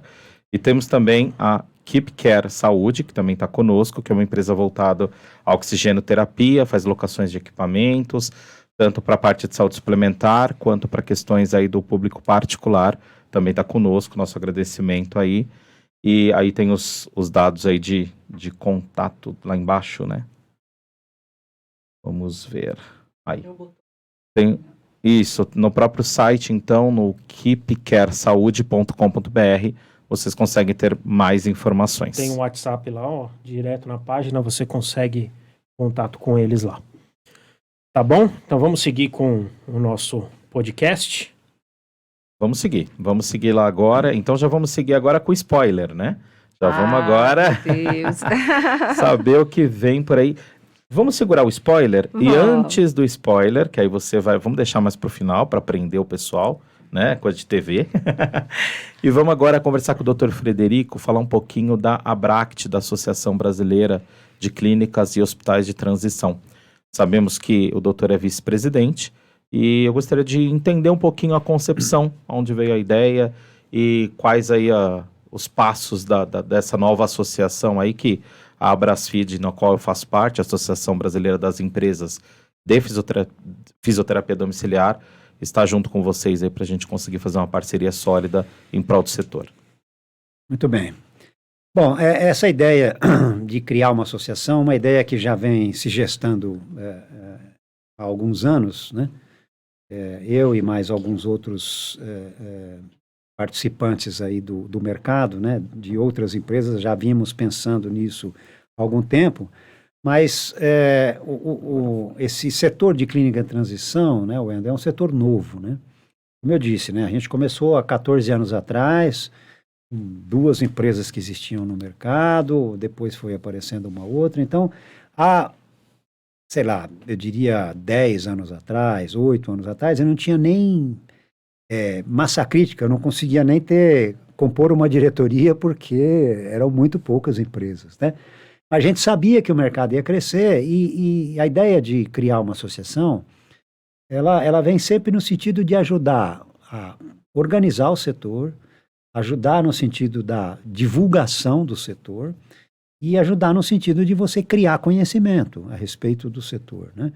Então, a gente já vinha conversando há algum tempo, e eu e outros do mercado, a gente organizou, estruturou a associação de 2018 para 2019, pensamos em lançar, e chegou esta crise que nos assola até hoje, que felizmente já estamos terminando, a pandemia parou tudo, né? Então a gente a gente teve muito trabalho em todas as clínicas de transição com a pandemia, né? Ela trouxe uma mudança muito grande de trabalho nosso e um aumento de trabalho, então cada um ficou muito voltado para a sua empresa. E aí, esse ano, com uma certa tranquilidade que começou a surgir, a gente retomou e criamos uma associação, como o Wendel falou, Associação Brasileira de Hospitais e Clínicas de Transição, a ABRACT. Fizemos o lançamento agora, dia 9 de novembro, né? Lançamento oficial, é uma diretoria constituída, eu sou vice-presidente dessa diretoria, e os objetivos são esses, né? De dar apoio para os associados. Hoje nós temos 12 associados, né? É um número pequeno ainda. Para ter uma ideia de comparação, no Brasil hoje... E quem são esses associados? São clínicas de transição do Brasil inteiro. Entendi. Né? Maioria de São Paulo, né? Temos clínicas no Rio de Janeiro, temos clínicas em Vitória do Espírito Santo, em Salvador, em Recife. Então, está começando a se propagar, mas para ter uma ideia de números, a gente tem hoje por volta de 1.800 leitos de transição no Brasil, contando todas as clínicas. Nos Estados Unidos tem mais de 1 milhão. Se a gente for pensar, é pouco, né? Muito Sim. pouco. Pouquíssimo. 1.800 leitos não é nada, né? Não é nada. Então, você vê, os Estados Unidos tem 1 milhão de leitos. Mais de 1 milhão de leitos. Então, o mercado é um mercado para ser desbravado ainda, para ser criado. Então, um dos objetivos da associação é exatamente isso, divulgar o nosso trabalho, fomentar o aparecimento de novas clínicas, apoiar esse crescimento de alguma forma, criar uma regulamentação, que é uma questão... A legislação hoje no Brasil é uma legislação que não contempla clínica de transição. Se existe uma legislação específica, bem estabelecida para hospitais, já existe uma legislação para o atendimento domiciliar, para home care, né? Ainda com muitas lacunas, né? No nosso setor de transição não tem legislação. A gente se apoia ainda na legislação de hospital, que é uma legislação que para nós não contempla todas as nossas ações e tem até coisa demais. Então, uma das tarefas vai ser realmente criar uma legislação, regulamentar o setor, tanto no sentido de melhorar, né, a segurança de quem já está no setor, quanto no sentido de fazer um filtro para novos entrantes, para evitar que você tenha clínicas de qualidade duvidosa entrando no mercado tão crítico, né? Isso é importante até deixar claro, porque eu sou um defensor, assim, ferrenho do associativismo. Eu acredito muito nisso. Eu acho que é o único caminho para a gente conseguir efetivamente voos mais altos, Exato. né? E eu acredito muito nessa questão. A associação ela vem para valorizar, só que ela não vem para precificar. Então são duas coisas diferentes. E às vezes o que eu percebo muito nesse caminho do associativismo é que as pessoas entendem que a associação ela vem para precificar, para negociar. Não, não é isso. A associação, o score, o escopo é outro, que é a questão da valorização e a questão principalmente, vamos pensar na fisioterapia domiciliar, na atenção domiciliar mesmo, a regulamentação, que é algo que também a gente vem trabalhando forte, é um viés político, são questões aí 1000 relacionadas, e que é importante que isso as pessoas tenham clareza nessas informações, né? É. E principalmente o que o doutor disse, fazer um mercado sustentável, Exato, né? exato. Se nos Estados Unidos nós temos mais de 1 milhão, aqui nós temos 1.800, a gente fatalmente vai chegar em 1 milhão e vai passar desse número. Mas a gente precisa prezar pela sustentabilidade, Com certeza. pensar em quem está entrando. E aí é interessante uma associação que defenda não os interesses das empresas, mas o interesse do bem comum, Claro. o interesse da população como um todo. Então isso é Exatamente. bacana a gente colocar também. E o doutor que já está na área, o que o doutor vê como a maior dificuldade para quem quer empreender nessa área e ajudar a aumentar esses 1.800 leitos? O doutor que já tem uma bagagem, já trilhou isso daí? Olha, uma grande dificuldade sempre é a questão financeira, né? Porque... Mesmo uma estrutura mais enxuta. Sim, porque o investimento é alto, né? Você tem um investimento num imóvel, você tem que equipar esse imóvel, você tem que adequar, né, para que você, ou construir, né, um imóvel com essas características. Você tem um contingente de pessoas muito grande, é uma estrutura, do ponto de vista de recursos humanos, bastante robusta, né? Como eu disse, né, uma equipe multidisciplinar completa, muitas vezes durante 24 horas, né? Então você tem um custo de operação que é alto. Então, o investimento inicial é alto. Então, isso já limita, já é uma barreira de entrada, já dificulta, né, para que você entre, né? E uma outra dificuldade que a gente tem ainda, mesmo com esses anos de estrada, é o desconhecimento, né? Ainda você encontra resistências em nível de operadora de saúde, hoje menos, nos hospitais, né, que é um parceiro que vai encaminhar o paciente para a gente, de entender o que a gente faz e de acreditar que aquilo realmente funciona. Então, eu diria que você tem um obstáculo inicial, que é o investimento financeiro, que é alto, né? E você tem um obstáculo do conhecimento, da divulgação. Cultural, né? Cultural ainda, né? Você precisa criar essa cultura. A gente não tem essa cultura. Eu recebo muitas pessoas hoje, a minha posição, também só corrigindo um pouquinho o que o Wendel falou no começo, eu não sou o CEO hoje. Eu sou diretor de relacionamento institucional, né? Que é esse trabalho exatamente de divulgação, de visitas e de trazer pessoas para conhecer, para fazer realmente com que aquilo seja conhecido, né? Então eu recebo muitas pessoas, eu recebo médicos para visitar as unidades, que chega no fim da visita, o médico fala assim, ó, eu não fazia a mínima ideia que isso existia. Pois é, eu também não fazia. Então, mas você, como é um consumidor, tudo bem que você teve uma experiência domiciliar intensa de cuidado, mas não conhecer é justificável, mas um médico, teoricamente, deveria saber que a gente existe e que é um recurso que ele pode utilizar com o paciente dele. Mas eu acho que é no geral, né? Porque é o que a gente estava conversando aqui. Eu acho que a falta de divulgação, por exemplo, fez com que a gente mantesse minha mãe durante muito tempo, quando talvez eu poderia ter colocado uma pessoa e eu poderia ter preservado um pouco mais a saúde dela. Então eu acho... E falta essa divulgação. Com certeza. As pessoas não têm esse conhecimento. As pessoas não sabem. Mas você sabe que a questão de conhecimento... Nós temos a cabeça ainda hospitalocêntrica, né? Sim. O hospital que vai resolver e eu vou sair de lá e eu vou sair bem. É isso. Né? Tem isso. Sobre a questão de conhecimento é até interessante, né? Porque o que nós vemos hoje? Na fisioterapia, a maior fonte de geração de postos de trabalho hoje no Brasil é a atenção domiciliar, é o home care. E aí dentro disso... A gente percebe que quando nós vamos em reuniões em conselhos regionais, até mesmo Conselho Federal de Fisioterapia, eles não conhecem a atenção domiciliar. Você tem que sempre dar um passo atrás, você tem que explicar o que nós fazemos, como é feito o trabalho a domicílio. Nossa, e veja, é o que mais... É um problema muito grande, Tá falando de um conselho de classe que deveria... Mas a gente não pois tem... Então, você vê o nível de desconhecimento que existe no nosso setor ainda. Mas né? aí, assim, até essa nova gestão aqui, eu falo do Estado de São Paulo, a gente está trabalhando agora em diretrizes voltadas à fisioterapia domiciliar, então eu achei fantástico, porque abriu as portas para a gente conseguir construir, mas até então a visão é exatamente essa que a Cláudia trouxe, hospitalocêntrica, que é a visão desta mesmo, e o fisioterapeuta ele acaba vendo muito isso desta forma, e acaba muito, aí quando vê desse jeito, acaba caindo assim, home care para o fisioterapeuta, ele passa a ser bico, o que é perigosíssimo.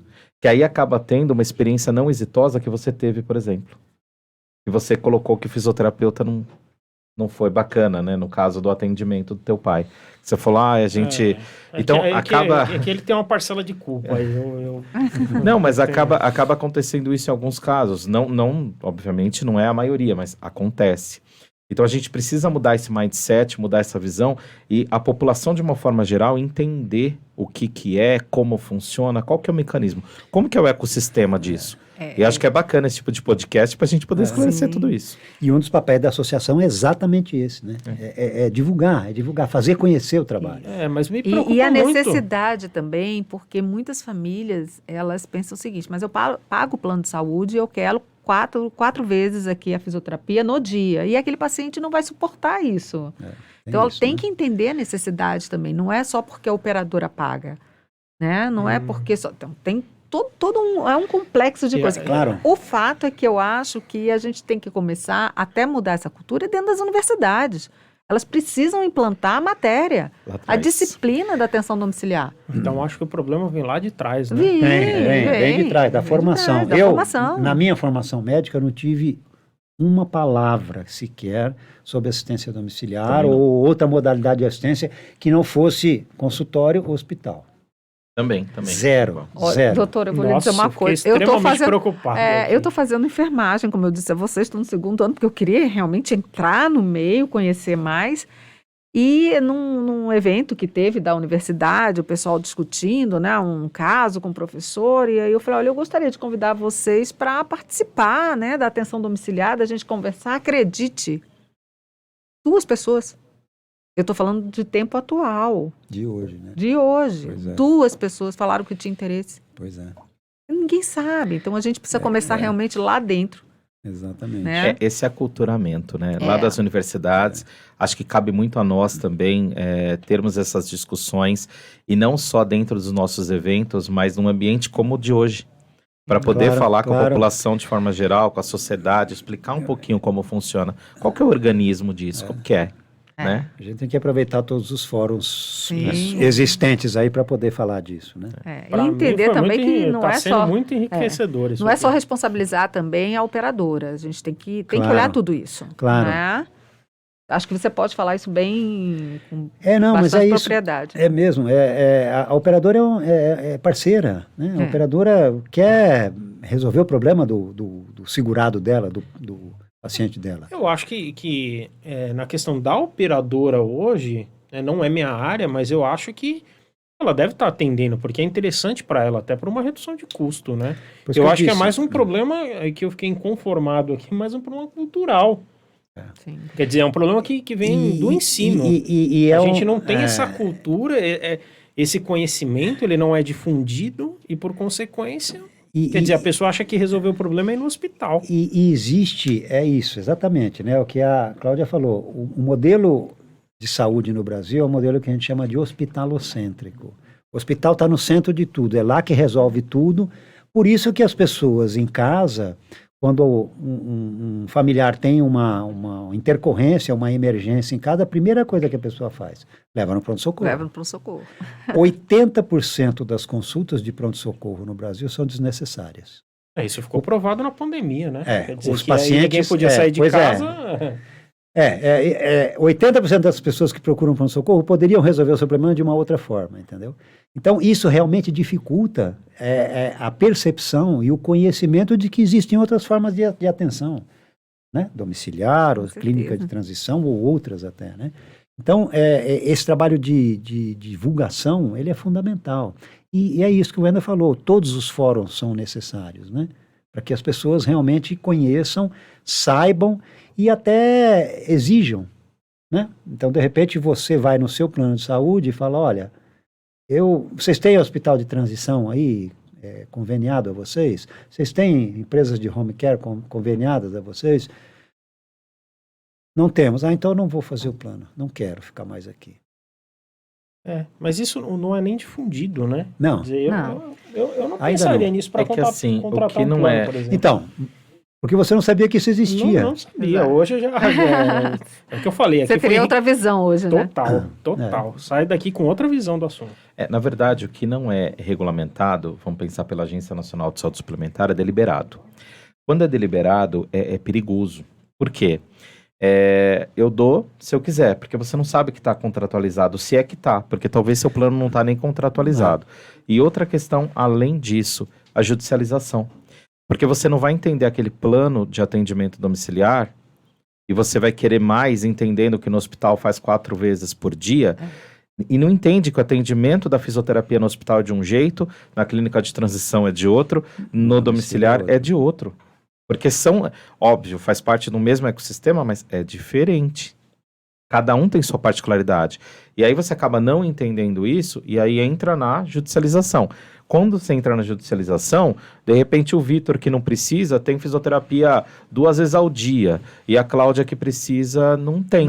Ou ele tem 2 vezes por semana, você entendeu? Esse é mais um drama. E aí isso passa, essa questão da judicialização, passa primeiro por uma cultura brasileira, que eu acho que o Brasil é um dos poucos países do mundo que existe essa questão de que contrato não vale nada, se rasga contrato e aí você vai e judicializa e o juiz dá e tem que dar e pronto, né? Mas a outra questão é essa questão do conhecimento da necessidade do paciente em cada instância. Por exemplo, todo paciente que interna lá na Premium Care, a gente procura fazer uma reunião de internação com a família, primeiras 24 ou 48 horas, né, de que o paciente chegou, para dizer o que a gente vai fazer, para apresentar a equipe. A família em geral chega muito assustada, preocupada, porque saiu do hospital. E uma pergunta que eu sempre fazia para as famílias, a primeira pergunta dizia assim: você sabe por que seu familiar está aqui?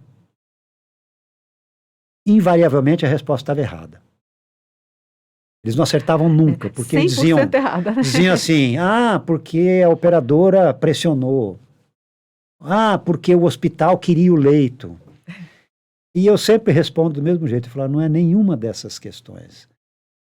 Seu familiar está aqui porque hoje, na trajetória do tratamento dele, o melhor lugar para ele é aqui.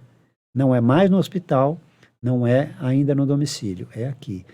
Por quê? Porque tem características diferentes. Eu digo que o paciente, quando sai do hospital e vai para a clínica, ele muda, ele é outro paciente. Ele tem outras necessidades, ele precisa de um outro olhar.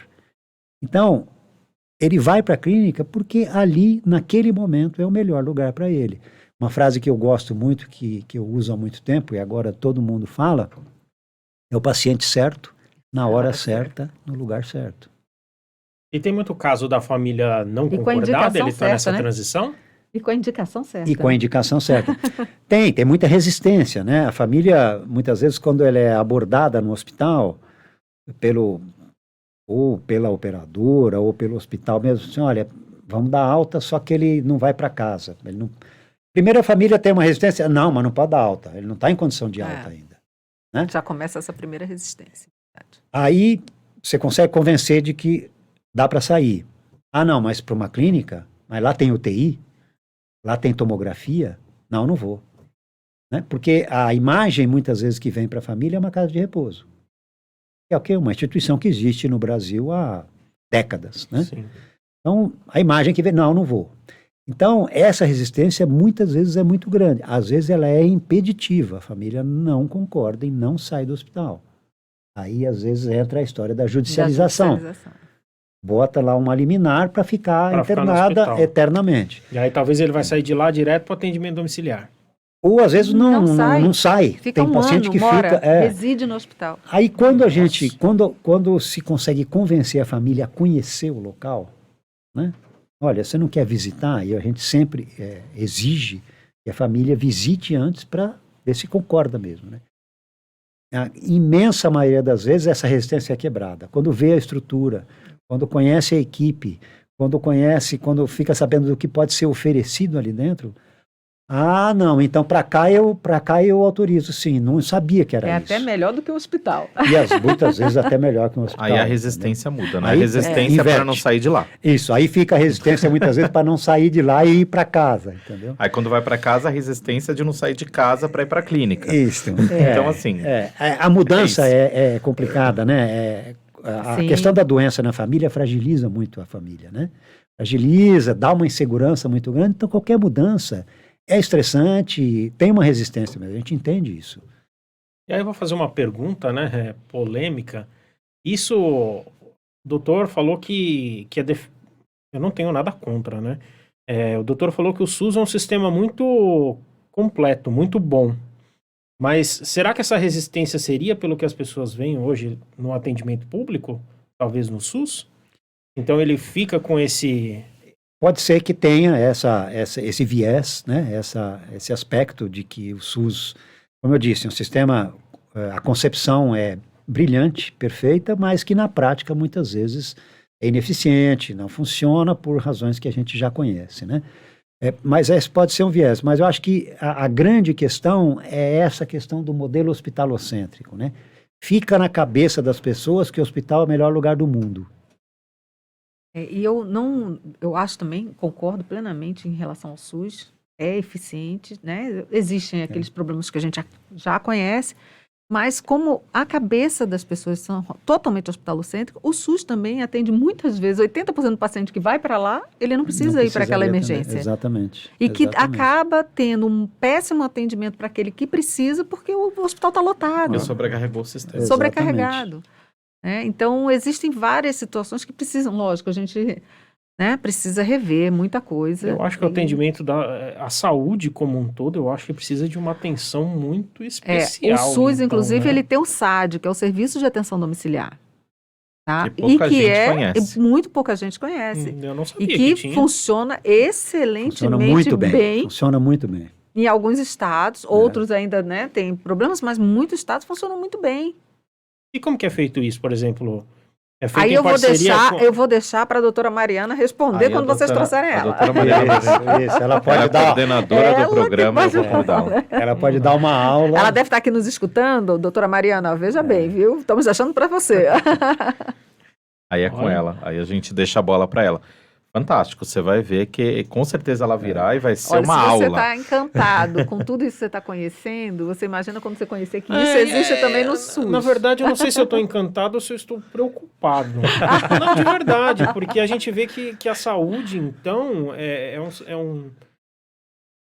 Na verdade, tem uma situação que eu já há muito tempo penso, né? Quer dizer, a gente tem um problema desde a educação. Eu acho que o grande problema do Brasil está na educação, né?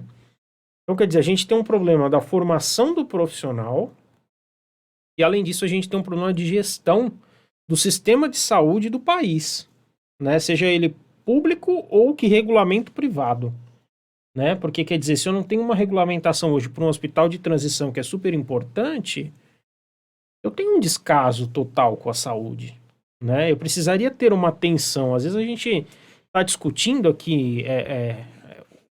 Cria-se problemas no Brasil como um todo por causa da saúde e discute-se assuntos que são menos relevantes do que um hospital de transição, por exemplo, né? Do que uma qualidade, melhorar entender por que a gente tem 80% da população que vai no SUS e não tem necessidade.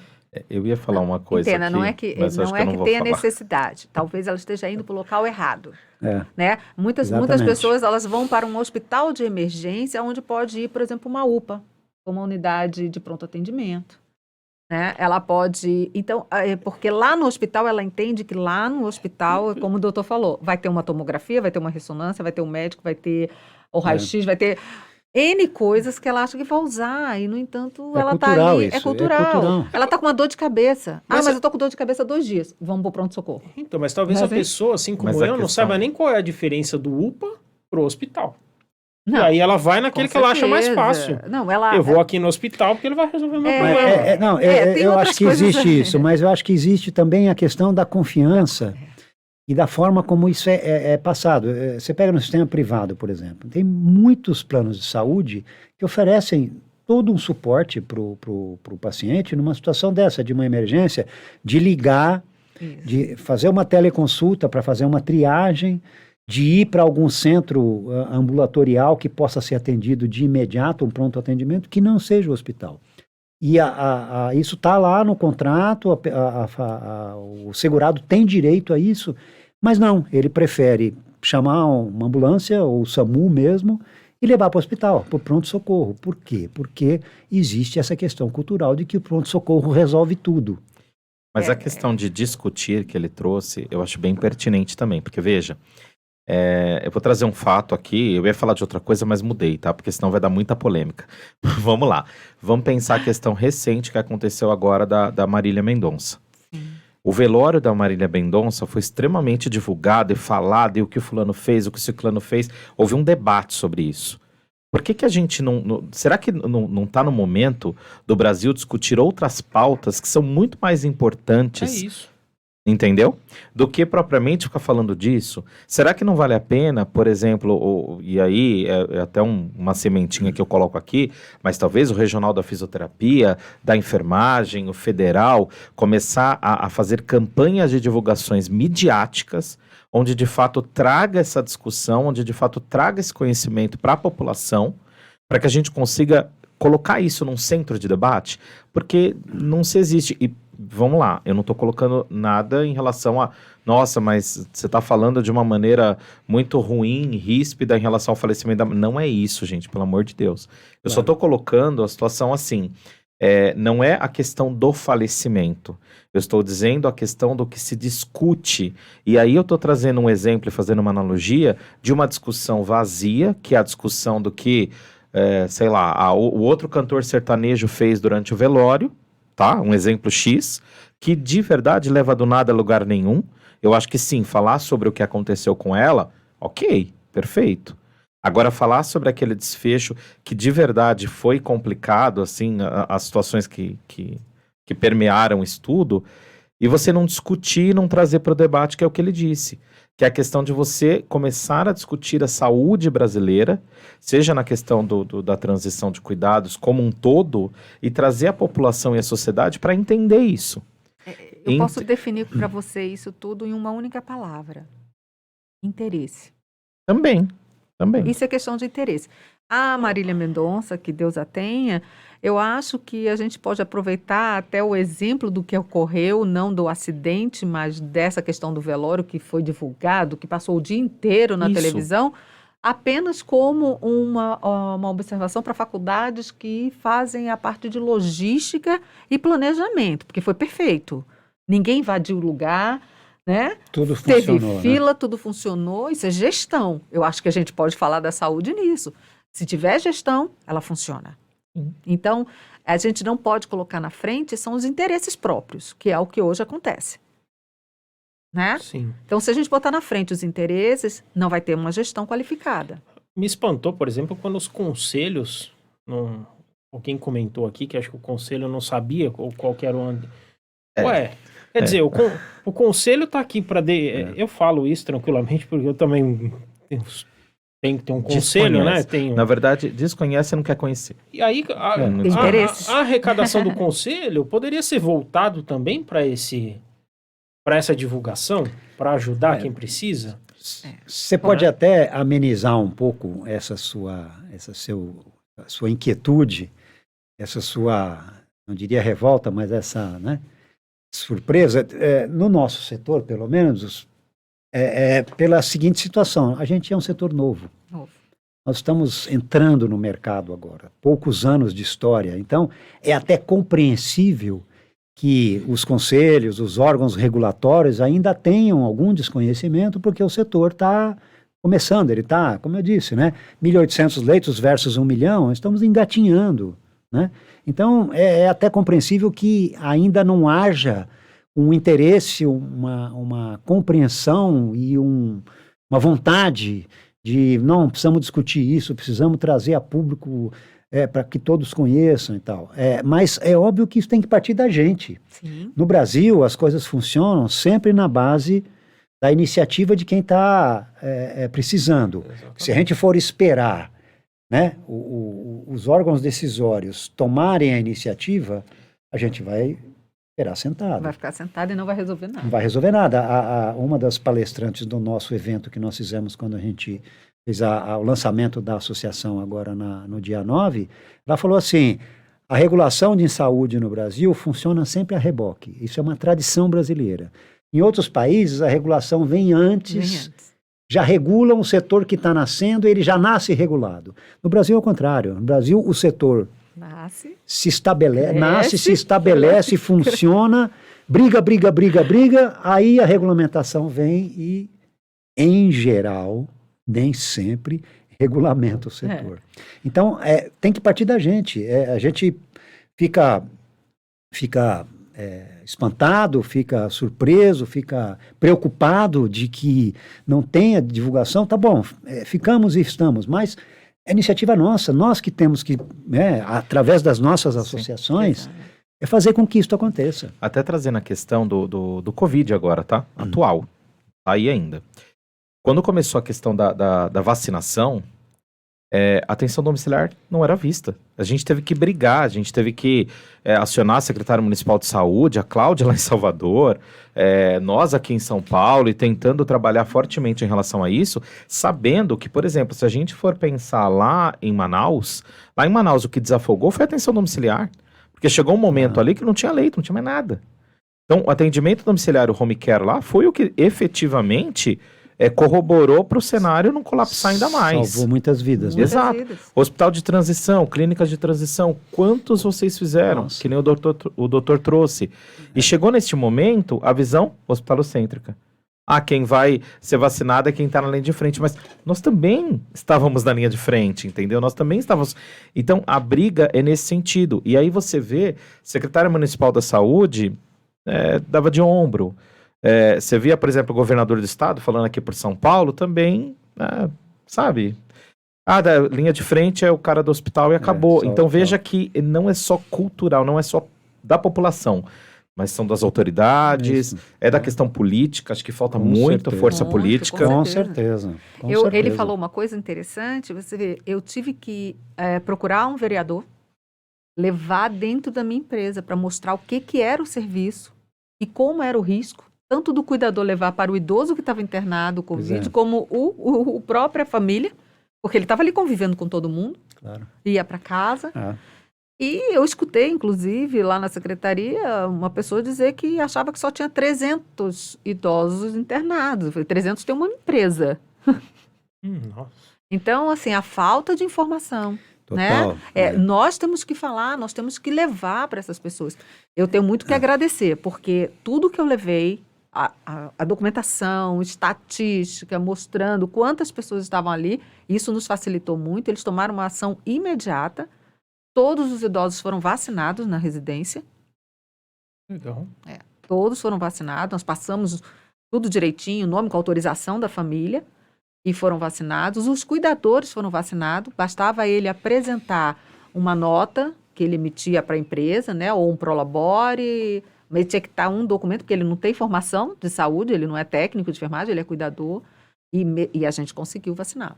Então, isso foi muito importante. É aquilo, né, que o doutor Frederico está falando. A gente precisa ir lá e falar. Porque é assim que funciona no Brasil. Tem que partir da gente. É assim que funciona. Tem que ter ação. Tem que ser proativo. Nós temos que ir atrás. E aqui a nossa função é essa. Enquanto associação, uma das grandes funções é essa. E participar de podcast, chamar as pessoas para vir e falar, né? E congresso, e são as associações. E inclusive, falar para os conselhos. A gente precisa ir lá no conselho e falar para o conselho. Exatamente. Inclusive, o presidente do Conselho Regional de Fisioterapia, eu já o convidei para vir aqui no podcast. Ele vai agendar e, de fato, ele está fazendo um trabalho bacana em prol da fisioterapia domiciliar. Isso é importante que seja dito. Abriu para nós a possibilidade de uma diretriz dentro do Conselho Regional aqui do Estado de São Paulo, que já é um marco, né? Porque a gente vai conseguir falar a respeito disso e construir um documento. Então isso é bem bacana. E o espaço está aberto também, né, Vitor, para todos os profissionais de saúde. Claro. Eu fiz só para uma breve, eu fiz um levantamento agora só com 400 cuidadores, né? Fizemos uma pesquisa, tá? 80% são técnicos de enfermagem. 80%, interessante. Não tem Corém ativo. Cadê o conselho para avaliar isso e, de repente, diminuir ou facilitar o pagamento desse conselho e ele ter o conselho ativo? Porque se ele não tem o conselho ativo, ele vai trabalhar como cuidador e ele podia estar sendo muito mais bem aproveitado. Interessante. Ele é formado, ele tem uma formação, uma qualificação. Perfeito. Né? Então, é isso que a gente precisa levar, e só a gente mesmo para fazer, porque se for, como o doutor Frederico, se sentar e esperar, vai ficar Não esperando. vai ter jeito. E a gente precisa fazer isso de uma maneira conjunta, né? Conjunta. Todos os atores envolvidos, né, nessa que a gente chama de atendimento extra-hospitalar, eu nem diria pós-hospitalar, mas extra-hospitalar, atendimento domiciliar, o Cuidador. suporte por cuidador, a clínica em transição, a gente tem que trabalhar junto. Nós somos poucos ainda, né? E eu acho que a gente tem que unir forças, os interesses são os mesmos, né? Todos nós temos o interesse de que essa regulamentação avance, que a gente possa ficar mais conhecido no mercado, que a gente possa ter mais atuação, então a gente tem que trabalhar em conjunto. Então, essa necessidade de unirmos as instituições que nós representamos, ela é fundamental. A gente ganha força. Não só no cemitério. Não só no cemitério, né? Não só no cemitério. Eu, por exemplo, Exato. eu agradeço muito a Abract, não é porque o doutor Frederico está aqui, mas eles me convidaram, mesmo não sendo um hospital de transição, fazer parte do comitê, de um comitê que eles vão ter. Então, assim, a nossa opinião também vale. Claro, Né? Porque claro. é junto que a gente vai chegar a uma conclusão, uma decisão, a solução, né? E uma das características aí, eu acho que deve ter uma política associativa, né, Wendel, é o caráter inclusivo, né? Inclusivo. Eu não estou aqui para segregar ninguém, eu não quero só ficar discutindo esses assuntos com os meus pares. Eu quero discutir com a sociedade, eu quero a Isso. sociedade junto contribuindo. É isso, eu acho que é isso que falta. Eu até achei engraçado, mas eu vou comentar isso. Eu estava mostrando para o doutor Frederico o trabalho que a gente faz lá. E ele olhou, estava olhando lá no celular e falou para mim assim, mas aqui não tem ninguém que faça esse trabalho. Não tem mesmo. Em Né? São Então, Paulo ou não seja, tem, não. Se eu não divulgo para ele, ou se de repente Pois não é. divulgo para outra pessoa, ninguém vai conhecer. É. Né? E é um trabalho bem delicado, bem detalhado. Profissional. Né? Profissional. Então, você vê que a gente criou uma tabela para saber se aquele paciente precisa de uma clínica ou de um home care. Não. Né? A gente cuidou de pessoas com Covid em casa, sem hospitalizar, acompanhando o médico acompanhando em casa. O médico assistente da família, né, do paciente, e a gente ali cuidando. Então, é muito importante a gente ter esse contato, a gente falar do nosso trabalho. Obrigada, Wendel, obrigada a você pela oportunidade. Eu acho que é muito importante. Sensacional. Sensacional esse espaço. Eu acho que, quer dizer, tá vendo? Quanta oportunidade tem aqui Tô em quase São vindo Paulo. para São Paulo, É? viu? Tá fazendo falta Tá fazendo aqui. falta aqui, Tá né? fazendo falta aqui, hein, Na Cláudia? verdade, a Cláudia já é praticamente cidadã paulistana, né? Só praticamente, falta a né? Câmara dos Vereadores da Da chave, né, da cidade. chave da cidade para ela, que ela tá aqui toda hora. E é um prazer e um privilégio para nós. Sem dúvida. Cláudia, vamos ao momento spoiler. Ai, meu Deus, Nós queremos olha. novidades do Inconsat 2022. Então, E Vitor, vamos para Não. Bahia, que vai... Ó, e não só dele, eu queria também, ó, a gente já tá faltando 10 minutos aí para concluir. O Wendel falou que você é amiga da Xuxa. Ah, Eu queria não, saber essa história. gente. Verdade, verdade. Antes disso... Xuxa, beijo. Olha, não estou fazendo propaganda de jeito nenhum, viu? Porque a gente se conheceu pequena ainda, eu tinha 7 anos, ela tinha 8, que é um ano mais velha do que eu, então não vou dizer a idade agora. Mas a gente cresceu junto, adolescência. Isso na Bahia? Não, lá no Rio de Janeiro. Ela é do Sul, né? Eu sou carioca. E a gente tinha casa de praia, uma em frente à outra, lá em Coroa Grande. Então, Que legal. a gente passou a adolescência mesmo, a infância, brincando de botar pedra no trilho do trem, sabe? Essas coisas, Que né? show Que eu não de podia bola. fazer, mas a gente fazia. Roubando fruta na casa dos outros, né? Foi bem bacana. Mas o spoiler bom, vamos esperar aí 2022, claro que a gente tem que ter consciência de que a gente sabe lidar um pouquinho mais com o vírus, mas a gente não sabe o que está vindo por aí, né? Mas a intenção dessa vez é Salvador, sim, e retratar em loco o que é cada serviço desse, em etapa. Eu não posso falar muita coisa, já falei para o doutor Berardo, mas... Já me adiantou Já te algumas adiantei, coisas ele aqui, gostou mas da eu vou ficar ideia. quieto aqui. Ele Eu vou gostou ficar da quieto ideia. aqui porque a eu tô com dona uma inveja, eu tô com uma inveja branca do Dr. Bernardo por 2 questões. A primeira porque até agora não veio nada ainda para Brasfeed, então eu tô esperando. E a você segunda é que já você- da casa, você já E é da a casa. segunda é que você já deu spoiler para ele e não para mim. Poxa vida. Eu me reservo no direito de ficar calado aqui. Meu advogado disse que era melhor eu ficar calado, né? Em Salvador, mas já tem Pelo menos uma ideia de julho. Perfeito. Julho, porque a gente está entrando aí um ano de eleição, né? Então a gente tem que ter. É um ano mais difícil para a gente, né? A gente tem muita coisa para decidir, né? Sim. E se vai ser híbrido ou não, ainda não batemos o martelo, mas presencial vai ter. A gente não sabe se vai fazer os dois, porque vai depender muito do que vai acontecer agora, né? Eu digo pós-carnaval, porque a realidade é essa. E aí a gente, então, está estudando, tem o plano A e o plano B, né? Mas será em Salvador, vendo aquele pôr do sol maravilhoso, comendo acarajé. Bom. E falando oxente. Oxe. Oxente não, oxe.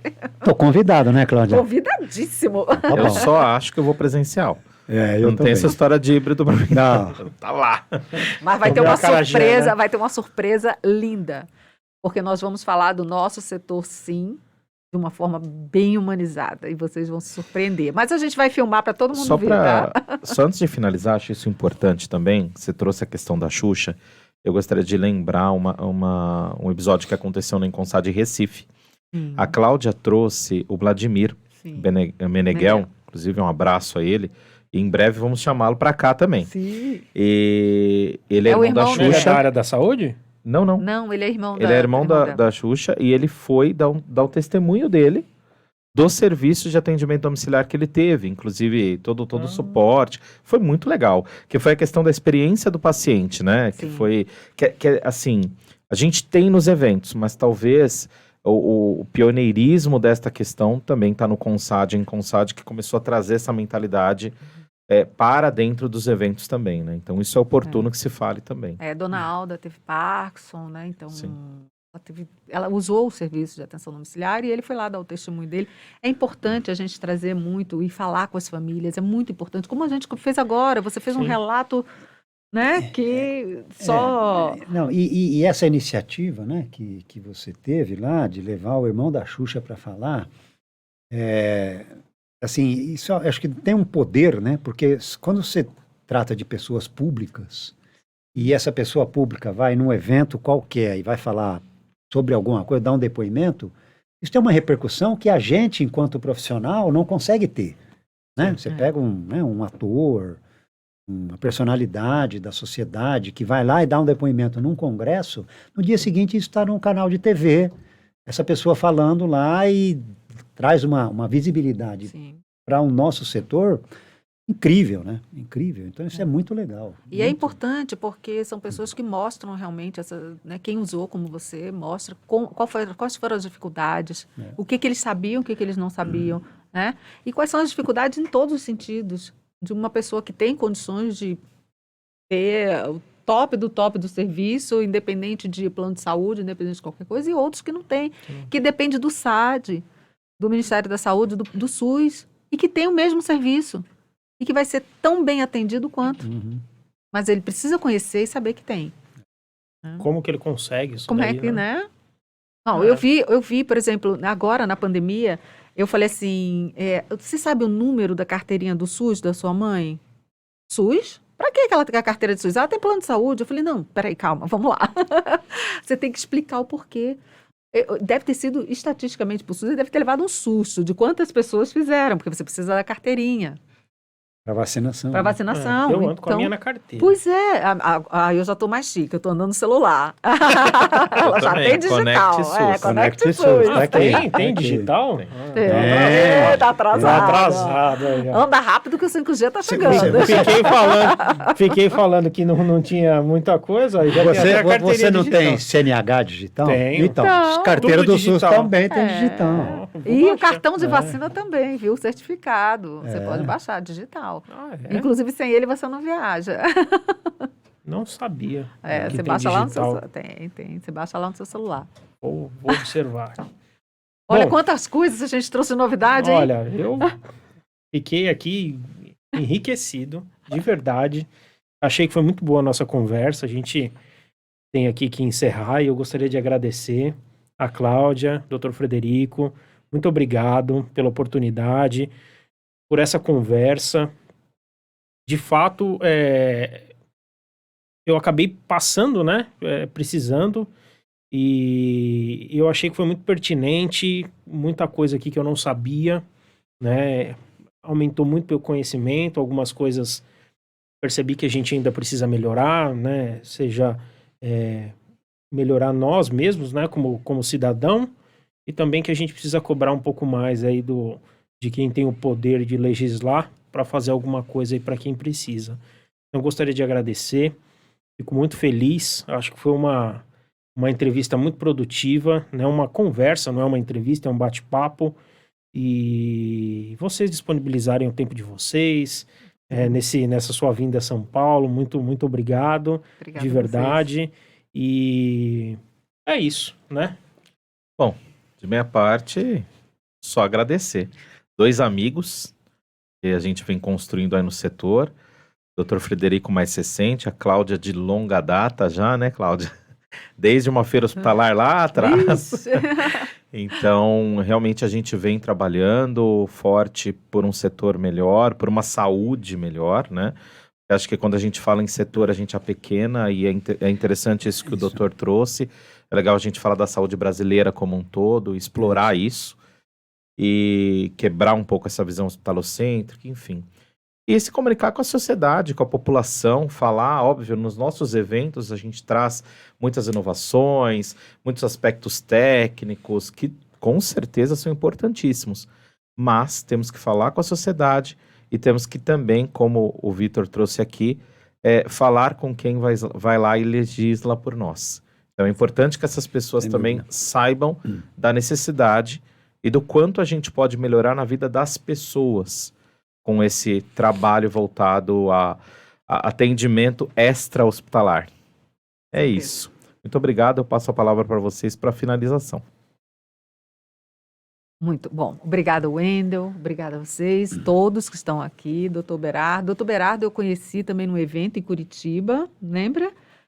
Da Unimed, não foi? Da A gente Unimed estava Curitiba, lá, Unimed exatamente. Curitiba, a gente palestrou, conheci, e de lá para cá a gente se tornou amigo mesmo, Com né? certeza. Porque ele está sempre comigo no Encossado, eu estou sempre chamando. Uma afinidade muito grande, Afinidade né, Cláudia? grande. E obrigada também, porque foi ele também que convidou para ir lá na Abract. Então, assim, é muito importante essa união. Como eu disse a vocês, união faz a força. E se a gente estiver junto, caminhando junto, a gente vai conseguir muita coisa. Muito bem, é isso. Eu também agradeço imensamente a oportunidade, ao convite do Wendel, a recepção de vocês aqui. Eu acho que essas situações a gente tem que estar presente. Eu acho que, né, eu digo assim, que a gente, enquanto profissional de saúde, e mais agora, enquanto membro de uma entidade representativa, a gente tem que fazer isso também por obrigação. É uma obrigação nossa desempenhar esse papel de divulgador, de conscientizador, para que a população possa escolher melhor o seu cuidado de saúde, né?